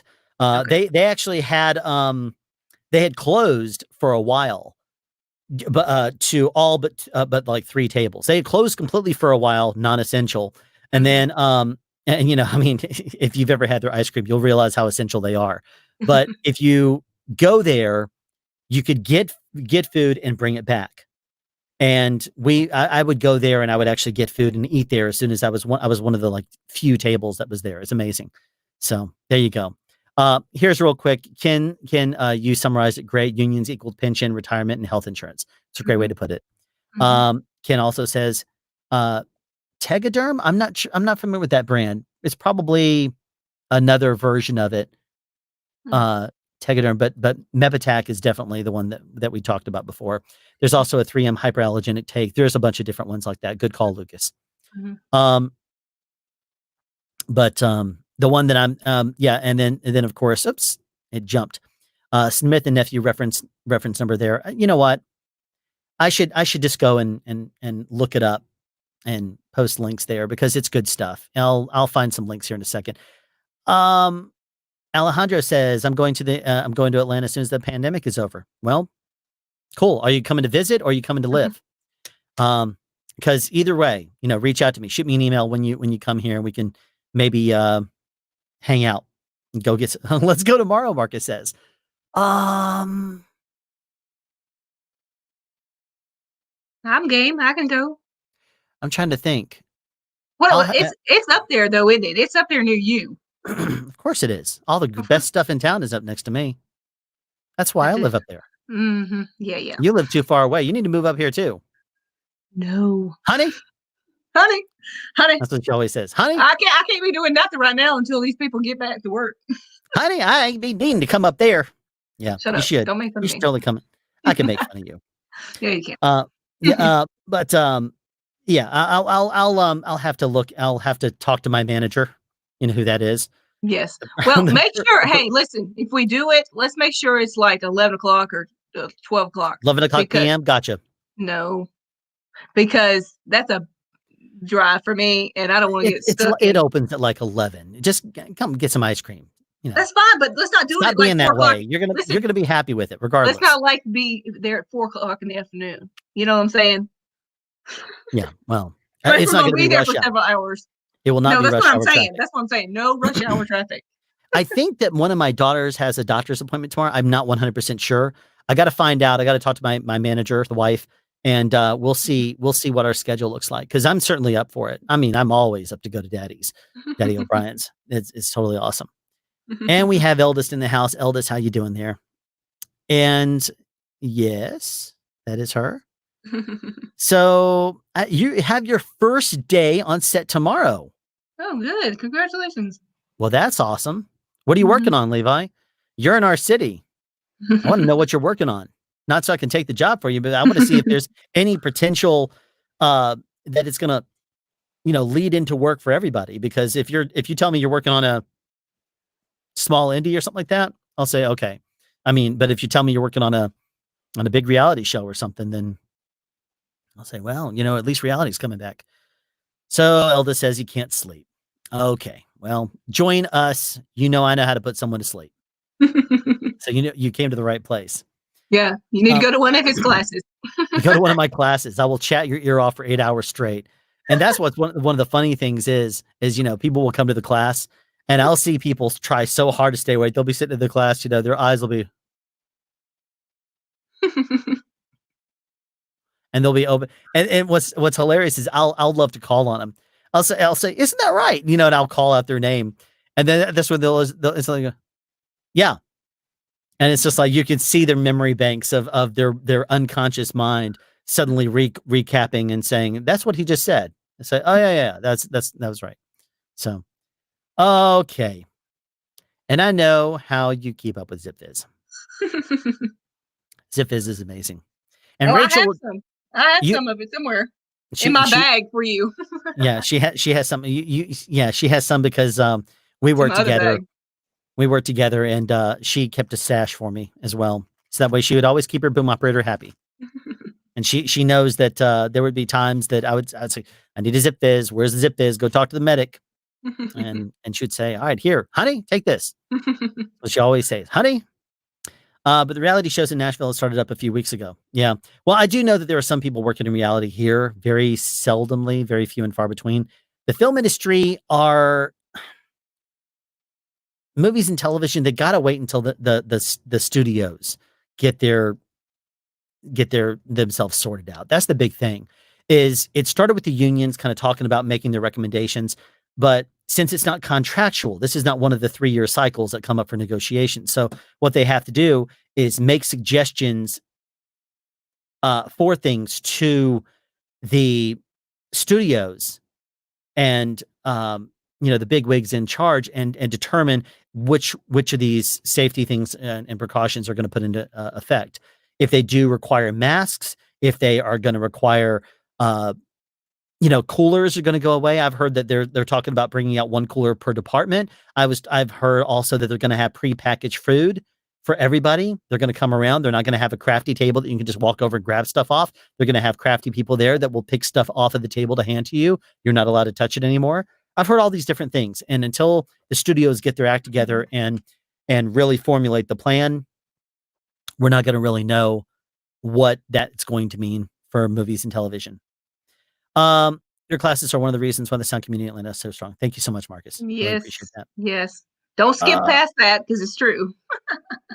Geez. Rachel, do you think Alan should have a ZipFizz? No, I don't think he needs one right now. But a funny story is that I should have brought this up earlier about ZipFizz. Is I was seriously thinking about getting him stock in ZipFizz for his rap gift on P-Valley. And I just ran out of time. And I was like, dang it, I should have gotten him stock in that because he uses it so much that why not make some money off of it? So he doesn't need one right now, but I don't know how he's got it. A lot of my, you keep seeing me take little bits of it, but what's funny is last week I did a 5-hour live stream with Michael Wynn, Curtis Judd, Kevin Basic filmmaker, and Banju was there too. He popped in for a few seconds, but he basically stayed quiet and then eventually logged out because he's like, "This is professional conversation. I have nothing to say on this." It was really funny, but I think it was like 1 a.m. or something like that. I did my Zip Fizz, and I was awake until 7:40 a.m. I just could not get to sleep, and then that came off of the previous night where I was up for over 4 hours live streaming, and I think I did a Zip Fizz that night at like 3 a.m. And so it's like, and that night I had gone to sleep. I'd woken up when my wife said, "Would you mind getting up with the 4-year-old?" I'm like, "Oh, okay." 2 hours and 15 minutes I got of sleep that night after the 4-hour live stream. Then that day after I got up, I did the 5-hour plus live stream. And then when the stream was over, I stayed on talking to Kevin Basic Filmmaker until after 6 a.m. Eastern. And I was still wired because of the Zip Fizz. So the stuff works. No, it works great. do not do it today. And so I gotta listen to Rachel. So there you go. Oh, let's see. What does this say here? Well, if you ever have time, now that I'm closer, I would totally take a trip to SoundSpeed's class. Well, sorry to say, you need to be a member of the Sound Union in order to show up. There has been very few exceptions to that ever. There was one class I did that I suggested that we open up to a lot of people at the time. We didn't have a whole lot of new people that were joining the union. I opened up one class like 4 or 5 years ago to non-union members, and many of them actually joined the union after they were like, "Oh, well," they learned more about what it was like to be in the union that day when they came, and that was the whole goal of actually having a class like that. Well, and that's another benefit of joining our union is Yeah. they do offer classes, not just in sound. Yeah, a lot. Because They'll certify you for a Condor. They'll do you basic medical training. They will do safety courses. They will teach you in CPR, all kinds of things. Well, actually, to piggyback on that, I actually took a costumer class before they split into their own union, just to better learn materials of clothing so I could better wire people, and that really helped me out a lot. Yeah. So it's not just sound glasses that they offer. That is another benefit to being in the union. Yeah, we're in a mixed local too. It's not a dedicated sound only union, so being in a mixed local that helps. Broadway is closed until 2021. Audience liability, yeah, it doesn't surprise me. It's unfortunate, but you know it's unfortunately what's going on right now. I can mostly handle commercials, so I'm trying to get on Big Show or Feature. Awesome. Well, if you're ever mixing a commercial and you need a boom operator, you know who to call. Shoot me an email. How did production start load out today? Stretch from 3 days out to 3 weeks out. Scrubbing stations, one-way paths. Wow. Assign cubbies and works and tool sanitation. Yep. Sounds like there's some stuff changing. That's one of the reasons why I have not done a video about COVID-19 and stuff like that, because there are no rules in place for it just yet. It's all up in the air. Just like how every couple of days the media comes out and says, the thing we said last week about it, you should ignore that. Oh, but you should still pay attention to us because things are moving so fast. It's like, they're just going to throw that out there as a wonderful little tidbit of knowledge, but it is one of those things that is very important to keep in mind, that there's some certifications that people are championing online, saying, take this online class. It says that you're COVID-19 certified and aware. Well, that is not sanctioned by any union that I know of yet. When it is, and it's a requirement, I will do it, but they could be made to change it. And they could say it's no longer valid because we didn't have it, sanctioned by the unions or the locals or contract services or anything. So once they figure it all out, if there's a class you have to take before you can return to work, I will take that when I'm told to. I'm not going to go ahead and take just any test because it pops up and it gives you a nice little printed out certification that you can hit share on and share to Facebook. I'm sure you've seen those, Rachel. A lot of people are talking about those. However, I will say real quick, there is, if anybody knows of VersaFlex that makes a bunch of really high quality harnesses that we wear in the motion picture industry. You've heard me talk about them in the past, and I'm going to share. I shared it yesterday, actually. They make probably the best masks that I've seen. I just posted the link to their Etsy shop. Since they're shut down and no longer making harnesses, they're making these masks. And I did want to show this. I talked about it last night. I didn't actually show it until the stream was over. I'm going to show it now real quick, if you don't mind, just real quick, Rachel. This mask here, what makes it so awesome is, in addition to being well made, it is, which, you know, it's not easy to breathe through, which means it does. Yeah, it's not like, oh, I'm choking myself out here by wearing it. But by wearing this, it is, you feel the quality. You feel that it's actually doing good job blocking. It's got a very good material on it. It's not scratchy, even though it looks like it might be. When it goes over, it does stay away from your mouth just a little bit. So it still allows you to breathe through it here. But if you notice, there's a big gap right here. Well, if you wore glasses, this would be a problem.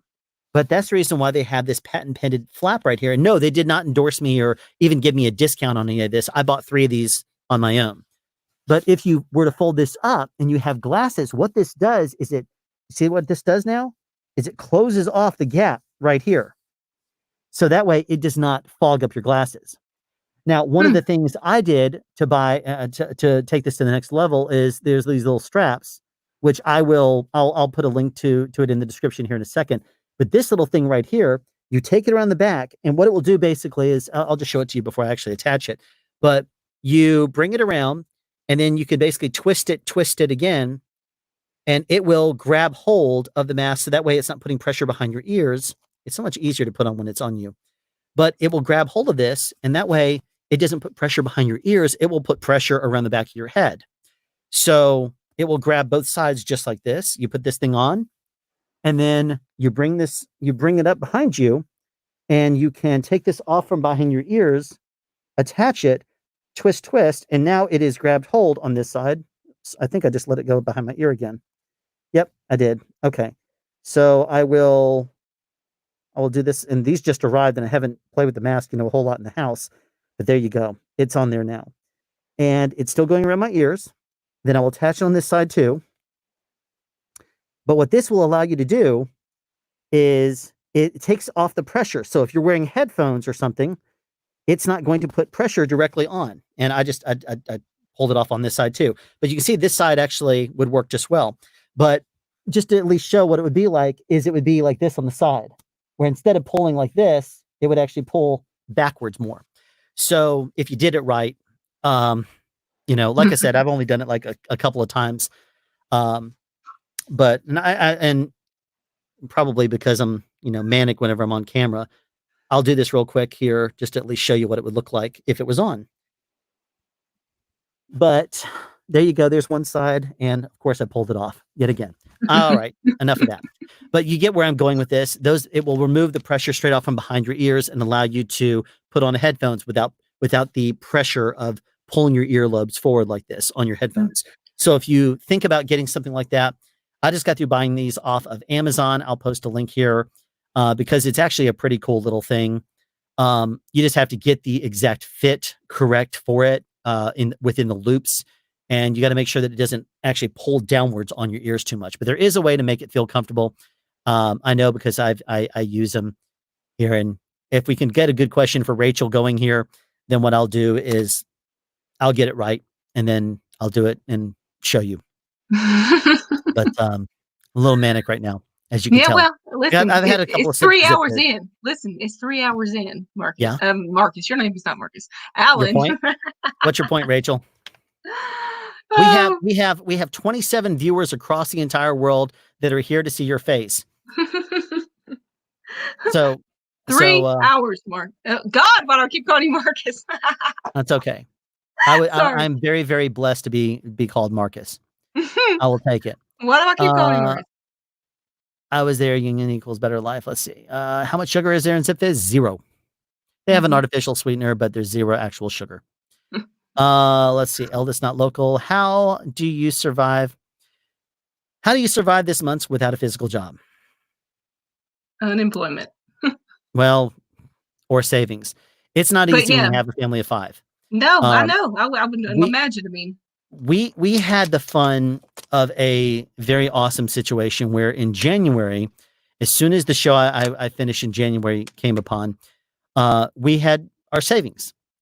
And then we came to find out that the foundation our house sits on Oh yeah. was not made properly back when the house was originally built 26 years ago.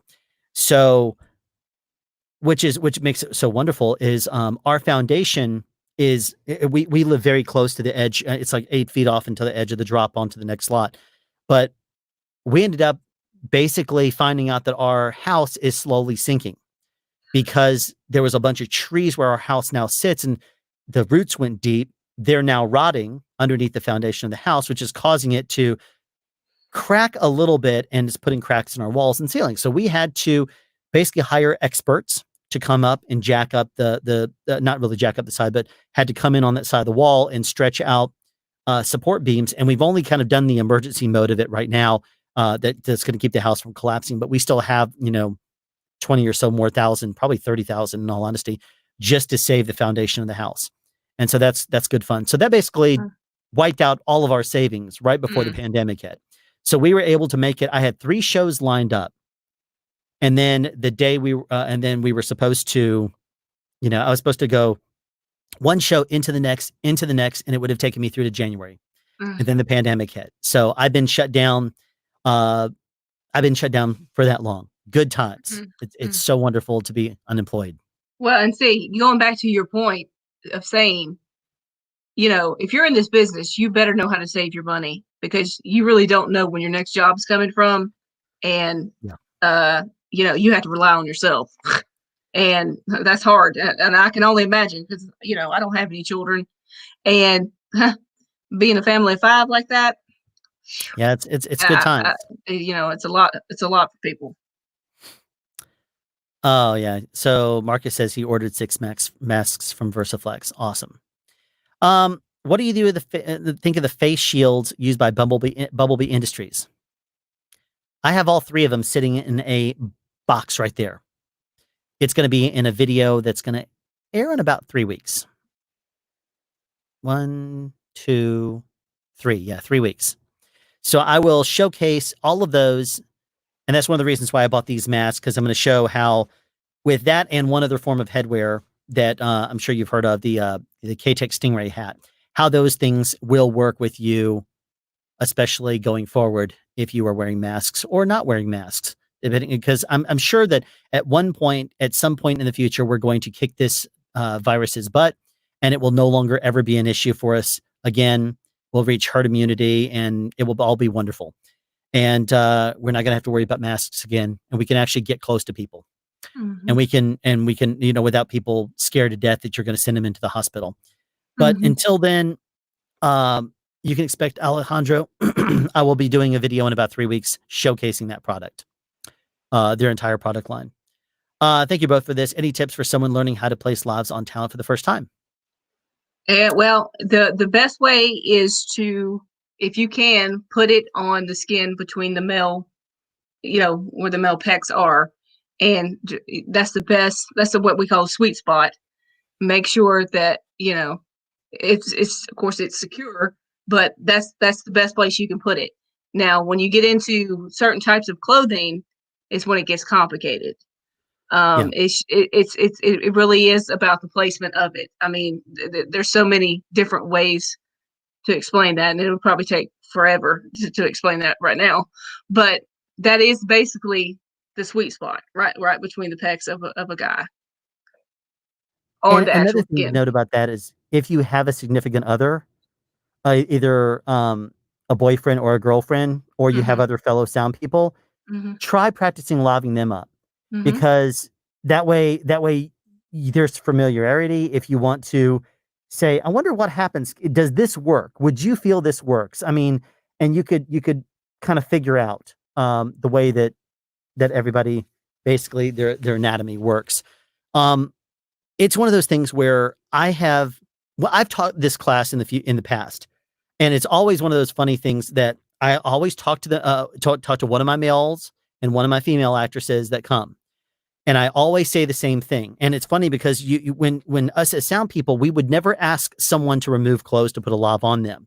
But in the class, what I always do is I have the men take off their shirt and I have the women take off their shirt and reveal the bra, because I think it's very important to actually show where you can run a cable, how it tapes off, how it secures, and then you add the shirts back. And I think it's very important from a learning perspective to have that technique and have that ability to do. But that's not going to just happen from, you know, a regular stranger. Hey, you mind if I wire you up? You know, if you No, have a don't do boyfriend, a that. girlfriend, something like that, or a fellow sound person, you know, like if, for example, I'm not going to say, hey, does anybody want to be Rachel's wiring partner? Because I mean, she obviously, you know, she's been wiring people forever. But if you needed a wiring partner, somebody that you've worked with, love each other up, practice Mhm, things, see what works well, and really trial and error. That's going to be mhm, what teaches things. Because also, it's not just about wiring it and making it look good. It's got to sound good. So if there's mhm, scratchiness, if there's tension on the cable, you'll hear it pulling. You'll hear the tape giving. You'll hear all these different things going on that you need to be aware of. So that you know, practice makes perfect. And Zip Fizz is a cruel mistress. And then Rachel, it sounds like you need a Zip Fizz, honey. Take your Zip Fizz. Girl, you know I don't do that Zip Fizz Oh, business. come on now, take your Zip Fizz. I don't do coffee and I don't do Zip Fizz. I got enough, well, not right now apparently, but, I usually have enough energy. You do, but you totally need a Zip Fizz regardless. If you have a Zip Fizz there, you need to take it. No. You should. I should rephrase that. You should totally take it. I'm not taking it. It is 1 o'clock in the morning. I'd like to sleep. Ah, I mean, what are you going to wake up for tomorrow? What does it matter if you wake up at We're 8 supposed a.m. to and you wake go up at 3 to your p.m.? favorite place What? tomorrow. We're supposed to go there if you can figure out about a doctor's We'll appointment. see. We'll see if my manager will let me go. It depends on what we have going on. I know that we have at least one doctor's appointment tomorrow that one of my daughters has. My wife keeps track of the schedule, and there's different things going on. But if I can manage it, I will find out first thing first thing when I wake up, which will probably be 2 o'clock in the afternoon. sometime, yeah, which will be at noon exactly. I don't know. I'll be up regardless. I'll be up late. Um, and so you'll bail on the live stream and I'll just keep going probably. I don't know. We'll see what happens. Emergency funds are absolutely a necessity. Yes, it is. Really need those face masks. Can't wait for that video. Yeah, Bumblebee face shields, they look nice. They really are. And I'll tell you, uh, on that VersaFlex mask, is there room for a lav on the cheekbone and a wire over the ear? I don't know. I don't know. We'll figure this out.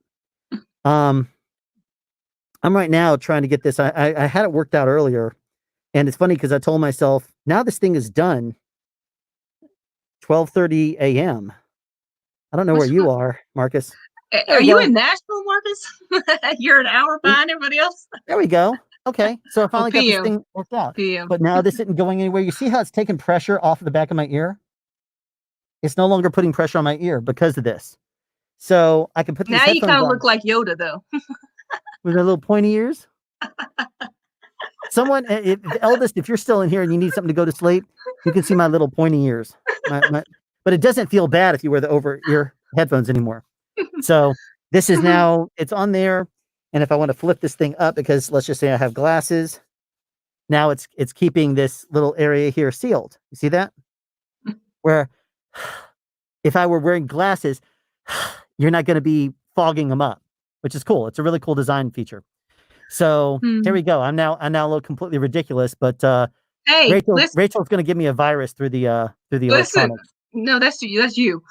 Listen, this would go with your ninja look that you have on set. Rachel, Okay. you know that I already have that covered. I had that look down before anyone else was doing masks. Everyone in the entire country now is following me, and the entire world is following me. It took them this long to catch on. I'm surprised The- you need that mask. With huh? I'm surprised you need that mask with the ninja look that you already have. You know, I'm probably going to not change what I do on set if I can avoid it.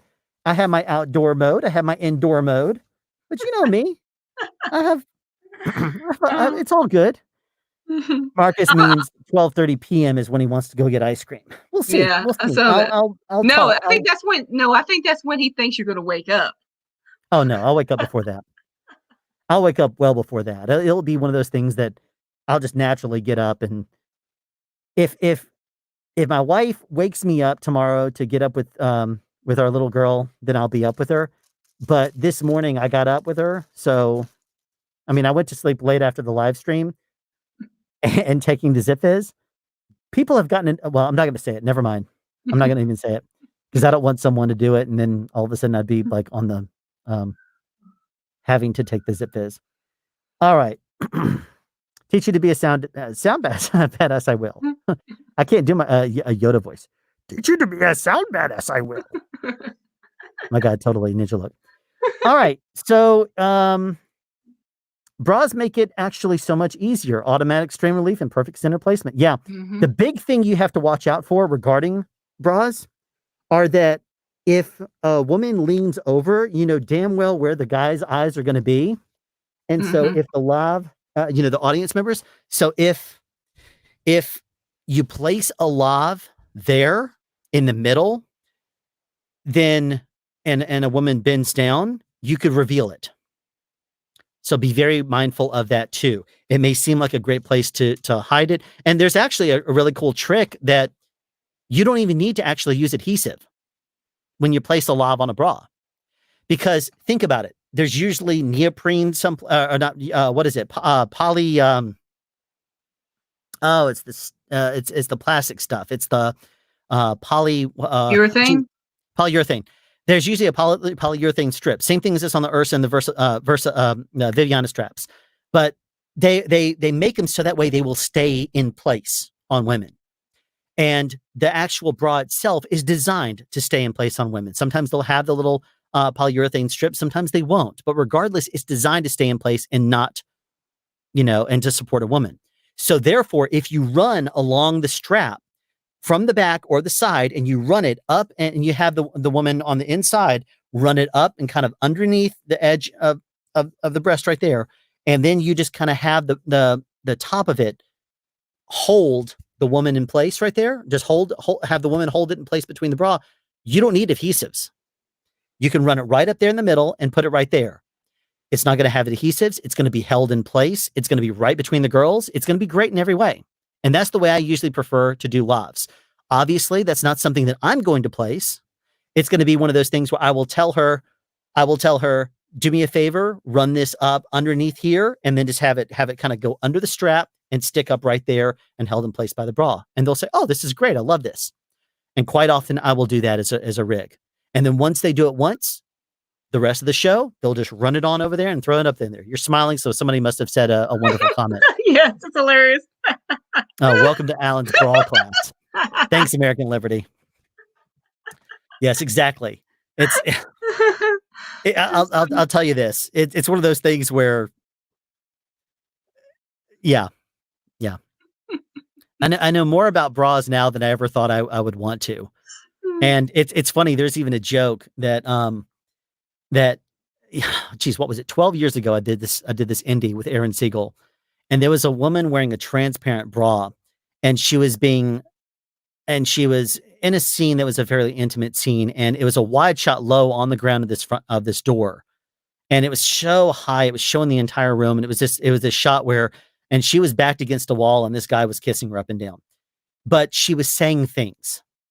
And I had to get a lav. And then when we found out we were not going to see her back, I was like, cool, we can put a lav right there, but we still got to get it around the front. So we actually hit it before we knew it was going to be just a wide and not a wide and tight. We actually worked with her, and she was just like, guys, I don't care. Just do it. And so we're just like, okay. And it's funny. Aaron was like, I'll do it. Don't worry. And so he secured the wire around on the inside, and we got it hidden because it was literally a transparent see-through bra, and it was like hiding it along the line. But the joke that came after that was that Aaron would always say is, I once wired a woman wearing nothing but a see-through bra and panties.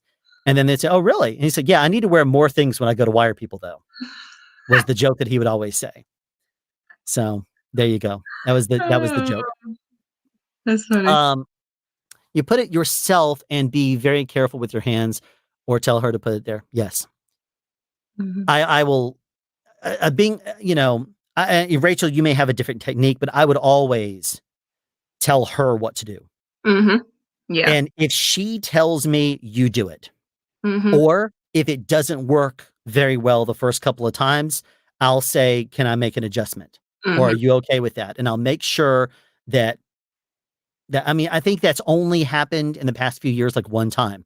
What's the name of the girl on Cobra Kai? The main girl, the LaRusso daughter. What's her name? She Uh, was, I think, the only person I've Danielle, had. Huh? I think her name's Danielle or something. Or whatever. I On remember. the show, yeah, whatever. Yeah, Go ahead. I worked, season one some. I mean, because you and I Mhm, would be on other units there. But mhm, when I think she was like the only person in recent years I've had to make an adjustment to. She was used to it by being done the principal unit by Tiffany, and I mhm, came in and I was like, here, just run it over here and do this. And she mhm, was like this, and she mhm, couldn't get it exactly right. And mhm, I said right over here, and I kept explaining it, and she was also, pulling her shirt away, and she's like, what? She just could not understand. And after mhm, a couple of times we were listening there, can you bring it up? Listen. And then I was listening. I was like, no, it's not working. Try bringing it up a little bit. And she's like, okay. And it just still wasn't working. So finally, after a couple of times, I said, would you mind if I make a quick adjustment? And she was like, fine, whatever. And I went mhm. in there and made the adjustment. I think that's the only time in recent years. And I think the only thing is that there was tension on it. She had pulled it and it was Oh, catching. And so yeah. as soon as but because of that, it was kind of pulling the sticky actually around the end of the lav.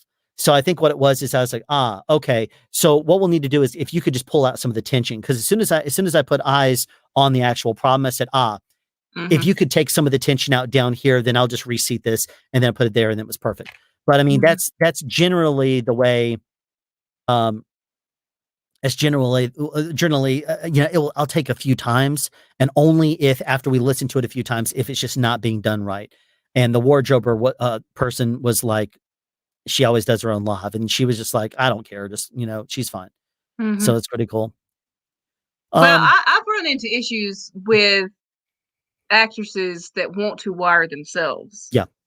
and I try to point them away from that. Now, granted, some of them do know what they're doing, but Mhm. never get in that situation where the actress or actor wire themselves, because it's never going to be where it needs to be. Um, just it's all about your approach again. But yeah, if you can help it, do There, not let them wire themselves. there are some people that will get it down. Well, it's few though. Jennifer Love Hewitt, every single day she got it right on Lost Valentine. That was like 11 years ago. Well, Every she's single been doing day. this for a while. She should know. Exactly. That's what I'm saying is there are some people that they're just like, I got this. I know what I'm doing. Okay, fine. You handle it. Mhm, Um, there are some people that are just like, I do not care. mhm, You handle it. I don't want to touch it. Okay, that's fine too. And it's really funny. You will run into the entire gambit of everybody on a set. There's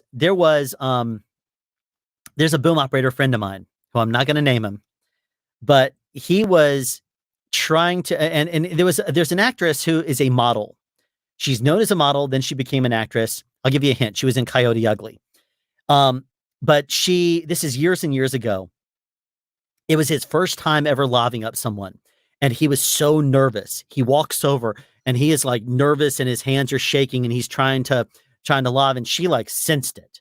She was just like, she knew he was good as a boom operator, but when it came to laving, because back in those days you only laved when you needed it, and this is a circumstance when they needed it, he was so nervous that she just was like, okay, this is weird. So to break the ice with him, she just after she sees him so much trying to avoid touching her, she says stop, and he instantly like freezes. She mhm. grabs his hands, puts him straight on her chest, and says, "Okay, you've touched him. Mm. Now can you wire me?"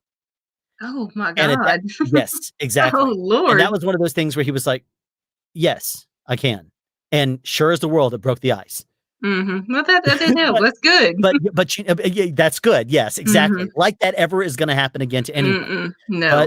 But I tell you, it was a fun story that did happen, and that's one of those things that you'd be like, you know, that's one of those things that you hear stories about, and that one I totally believe because if you know both of them, you can imagine how he was very nervous and how she was just like, okay, stop.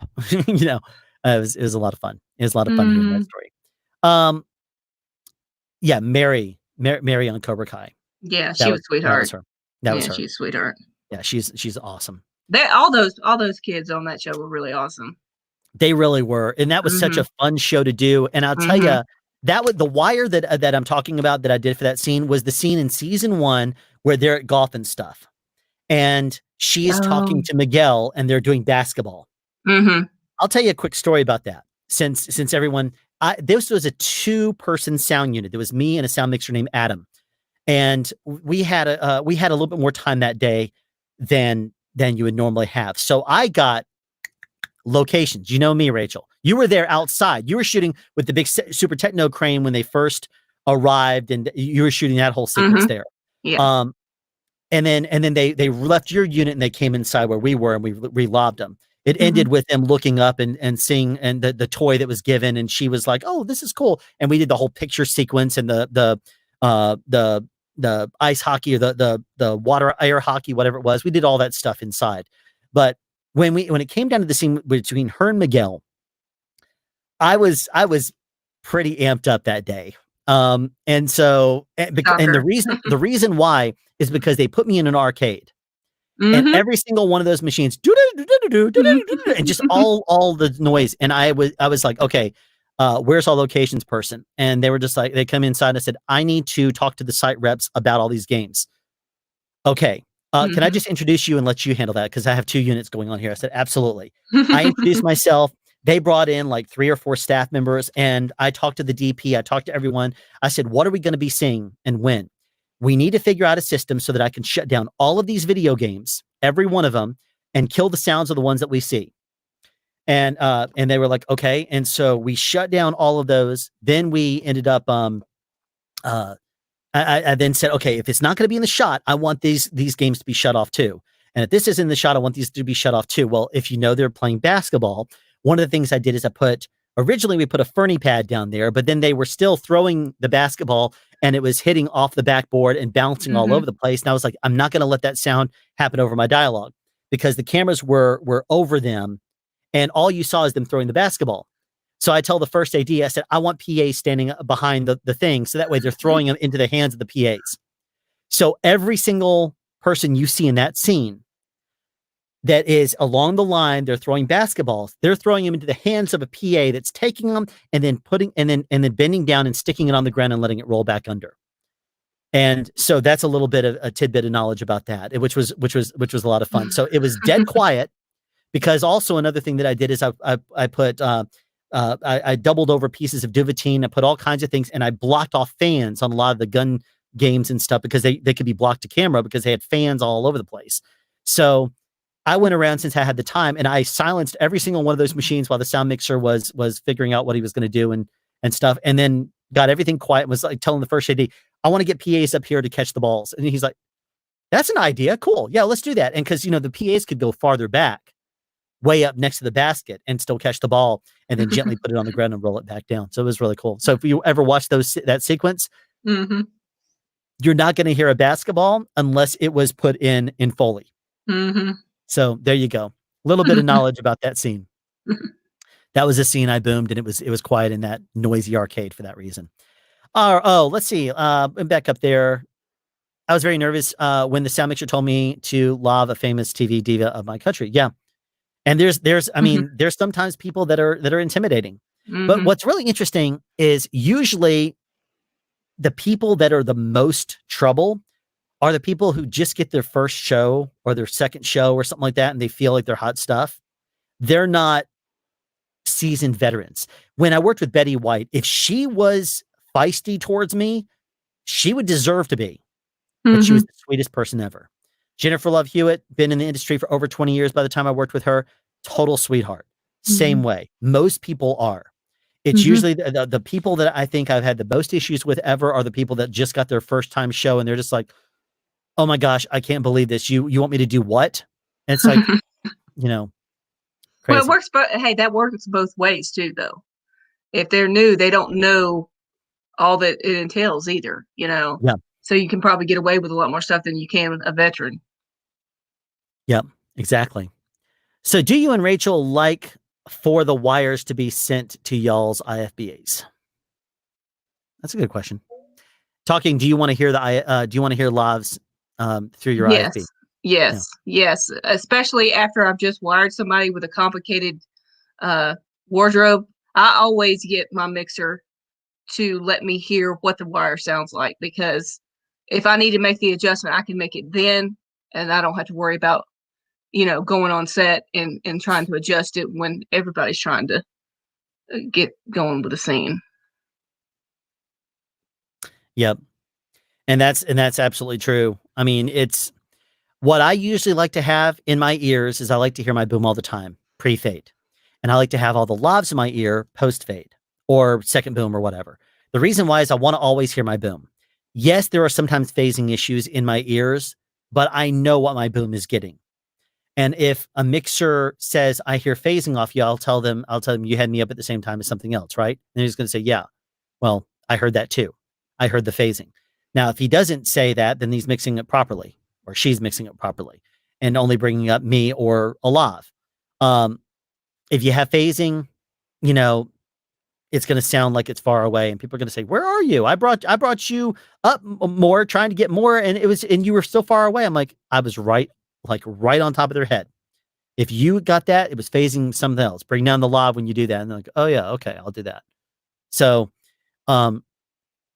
that's personally my preference. There's been mixers that I've worked with that says, no, you're going to get the mix track. Now, I always want to hear what's going on with the lavs, because if I'm booming something, I always want to make sure that anytime that I am having to make an adjustment or something on set, I can hear what it is. If I'm booming a scene and suddenly a lav starts to scratch or sound bad, then I'll want I may call in a utility, or I may redirect the utility, on the fly. I'll say, go cover that person instead on the fly. Now, technically, you're supposed to give a mixer a heads up to that kind of thing. But if they're getting a lav that's scratchy, they would rather have a boom over and then just write that in a note than they would, completely. Unless they're just a hardcore, the mix track is golden and it's all about the mix track. A lot of times, post will actually recreate a mix track in post, and there's no issues with that. Just write it in your notes. They would rather have the track than not have the track if you have a scratchy lav. So let's see. Exactly, Marcus, you're old school. You definitely understand the Pac-Man thing that I hummed. Absolutely.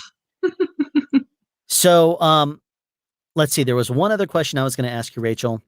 And then if there's no other questions here, we can call the stream, because I know that you're, I'm a night owl, but, and I'm a sleeper. You've been here forever. No, it's been fun. I've enjoyed it. I think we've had a pretty good solid in the mid to high 20s, if not in the 30s. We had up to 33 people here at one point. Good. And so we've had quite a few people from all over the world, from New Zealand and Finland to Denmark and South America, and we've had everything. We appreciate y'all coming on. Yeah, and PJ's right. You can flip the phase of a lav so that we could bring up the boom and the lav in the mix. But the thing is, you don't necessarily want to do that, and here's why. If you flip the phase of that and the boom is a little bit too far away, it can still phase. There is the rule of thirds you have to keep in mind. Not the rule of thirds. That's a camera thing. There is the 3-to-1 ratio rule. There's also and some lavs are actually inverted by nature. But if you have a lav that's right here, this far away from the mouth, and the boom is the same distance away, yes, it's going to work. Sometimes a boom like a shotgun microphone will be farther away. If it's twice the distance away, it could phase. So you got to keep that in mind too. So, and then thank you very much for that comment there, Marcus. You've been here the whole time too. You've been here from the very, very beginning. So, that doesn't surprise me. It doesn't surprise me either. He's awesome. Yes. The question that, oh geez, since we talked here, and you got off. Forgot. Yeah, I forgot what the question was, but there was a question that I was going to ask you, and I don't remember what it is now. So I guess if nobody has any additional questions or anything like that, then I will finally let you go to sleep, Rachel. Thank you. And we'll call the stream right there. Well, I appreciate you having me on. I really do. I think the world of you. So I really appreciate you bringing me on. I appreciate that. And there's and this isn't necessarily the only time you'll ever be on. We'll probably have you back sometime in the future if you're interested and willing to. Just to close this thing out then real quick here. Thank you very much, Marcus, for that. If there is if you have not joined the stream in the past little bit, one of the things that I do a lot of is answering questions via email. Well, I don't like typing the stuff out. So what I chose to do, and we talked about this last week, you guys help me name the podcast. I'm going to start doing the Sound Support podcast. It's going to be on the main channel here. It's not going to be on my podcast channel, which it's kind of, defunct at this point. But if you're interested in that, it's youtube.com/SoundSpeeds podcast. But here at SoundSpeeds, we're going to have the Sound Support podcast. And what it's going to be is your questions that you send me in an email form. I will answer them in the podcast on a weekly basis, bi-weekly basis, however long the question comes in. So that is something that we will be doing at some point in the future as soon as I start to get questions specifically for it. I've already got one. I'm wanting to get a couple more though. So as soon as I get a few questions, if you have a question that you'd like answered as part of that, then by all means, please shoot me an email. I'm going to be creating an actual email address for the Sound Support podcast sometime in the future, and you can just directly email that. Once we get it going, people will see it and they'll start, emailing and everything will happen. But that's something that will happen in the future. Also, if you were part of the stream I did last night, the whole thing was supposed to be that people were in there with me for 3 hours. It was supposed to be me building more of my website that I've been very bad about. But I ended up doing only probably about maybe 10 minutes worth of work over the 3+ hour live stream. So I will be finalizing it. The website is going to be soundspeeds.us. And you can go there right now. It simply forwards to the YouTube channel. So if you go there, it is there. But that is one thing as well. I do have regular content coming out on Monday, which is going to be a fun video, which I'm not going to go into right now. But I also have a special feature that will probably be out on Thursday.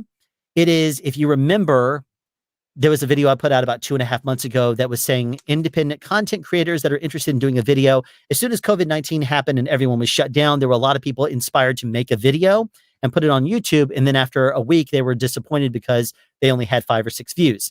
Well, 'tis the nature of everyone being off and everybody wanting to do the exact same thing, which is make content for YouTube. But there were a few guys that reached out to me and I did help them develop ideas. One of them has submitted their video to me. It's funny that I just mentioned this on the stream the other day, and you will be seeing that video later this week. So that's something to look forward to, most likely on Thursday. What's today? Is today Wednesday? Well, it is now. It is now. So if I can, I might be working on that tonight. But the last thing I'll say, the last note is that if you ordered a cable, you asked, you wanted me to build you a cable or a 150 ohm dummy XLR, parts arrive today. So we'll be working on that the next few days. And so hopefully I will have these cables done and I can send them out on Friday if all goes well. And you will have your cables, hopefully. If not, I'll be working on them over the weekend. But regardless, everything is done. Everything is ready to go. And I will be working on those very, very soon. Let's go ahead and handle the last bit of the chat and we'll see what happens. Please keep the stream visible afterwards. This is something we discussed on the last night's stream. I will start keeping the current stream up on the site. So as soon as we're done tonight, I will keep this public until I do another live stream. As soon as I do another live stream, this one will be reserved and added to the playlist that will only be up there for my Patreons that are at least $10 or higher. So there you go. That's something I'm going to start doing as additional service. And thank you. So definitely check it out if you're interested. Thanks for the live stream. Always a great time. Very great talking to both of you. Have a great night, Rachel, Alan. It was a pleasure. Thank you very much. Thank you both. Thank you. Thanks for answering a lot of questions and for a great time. Learned a lot just in a couple of hours. Thanks for sharing your knowledge, Rachel. Good night, Marcus. Good night, AR. Also to chat, thanks for the tips and info. It was a pleasure. Have a good night, everyone. And then, of course, great show. Cheers. So thank you very much, everybody, for coming out here. People are slowly starting to leave here. We have 22 people left. If you're still out there and you want to tell us where in the world you are located and have not done so already, by all means, do that. Would love to see where everybody is. But thank you, everybody, for coming out tonight and for keeping Rachel awake, despite the fact that she said to me, why are we doing this thing at 10 p.m.? Why can't we do it in the earlier afternoon? And so anyway. Because I like myself. Well, thank you. Because I have my Zip Fizz and she doesn't. That's the reason why. She wouldn't be complaining if she actually just, had a happy Zip Fizz like everyone. I like my sleep, Alan. I like my still sleep. Sleep, Rachel. I mean, what do you got going on tomorrow? None of your business. I know, maybe ice cream, we'll see. I don't know. But you see, there's no reason not to just stay up and stream with me all night and No. just stream and answer questions, sound questions. Anyway, No. here it's 2 AM, it's almost 2 AM here too, Lucas. Mhm. It's 1:40 PM. Thank you so Mhm. much, everybody. We're gonna go ahead and call it there. Rachel's been a champ and been on for 3 hours, 39 minutes, and 10 seconds as of right now. Y'all take care, and Thanks so thanks for much, coming out, everybody. everybody.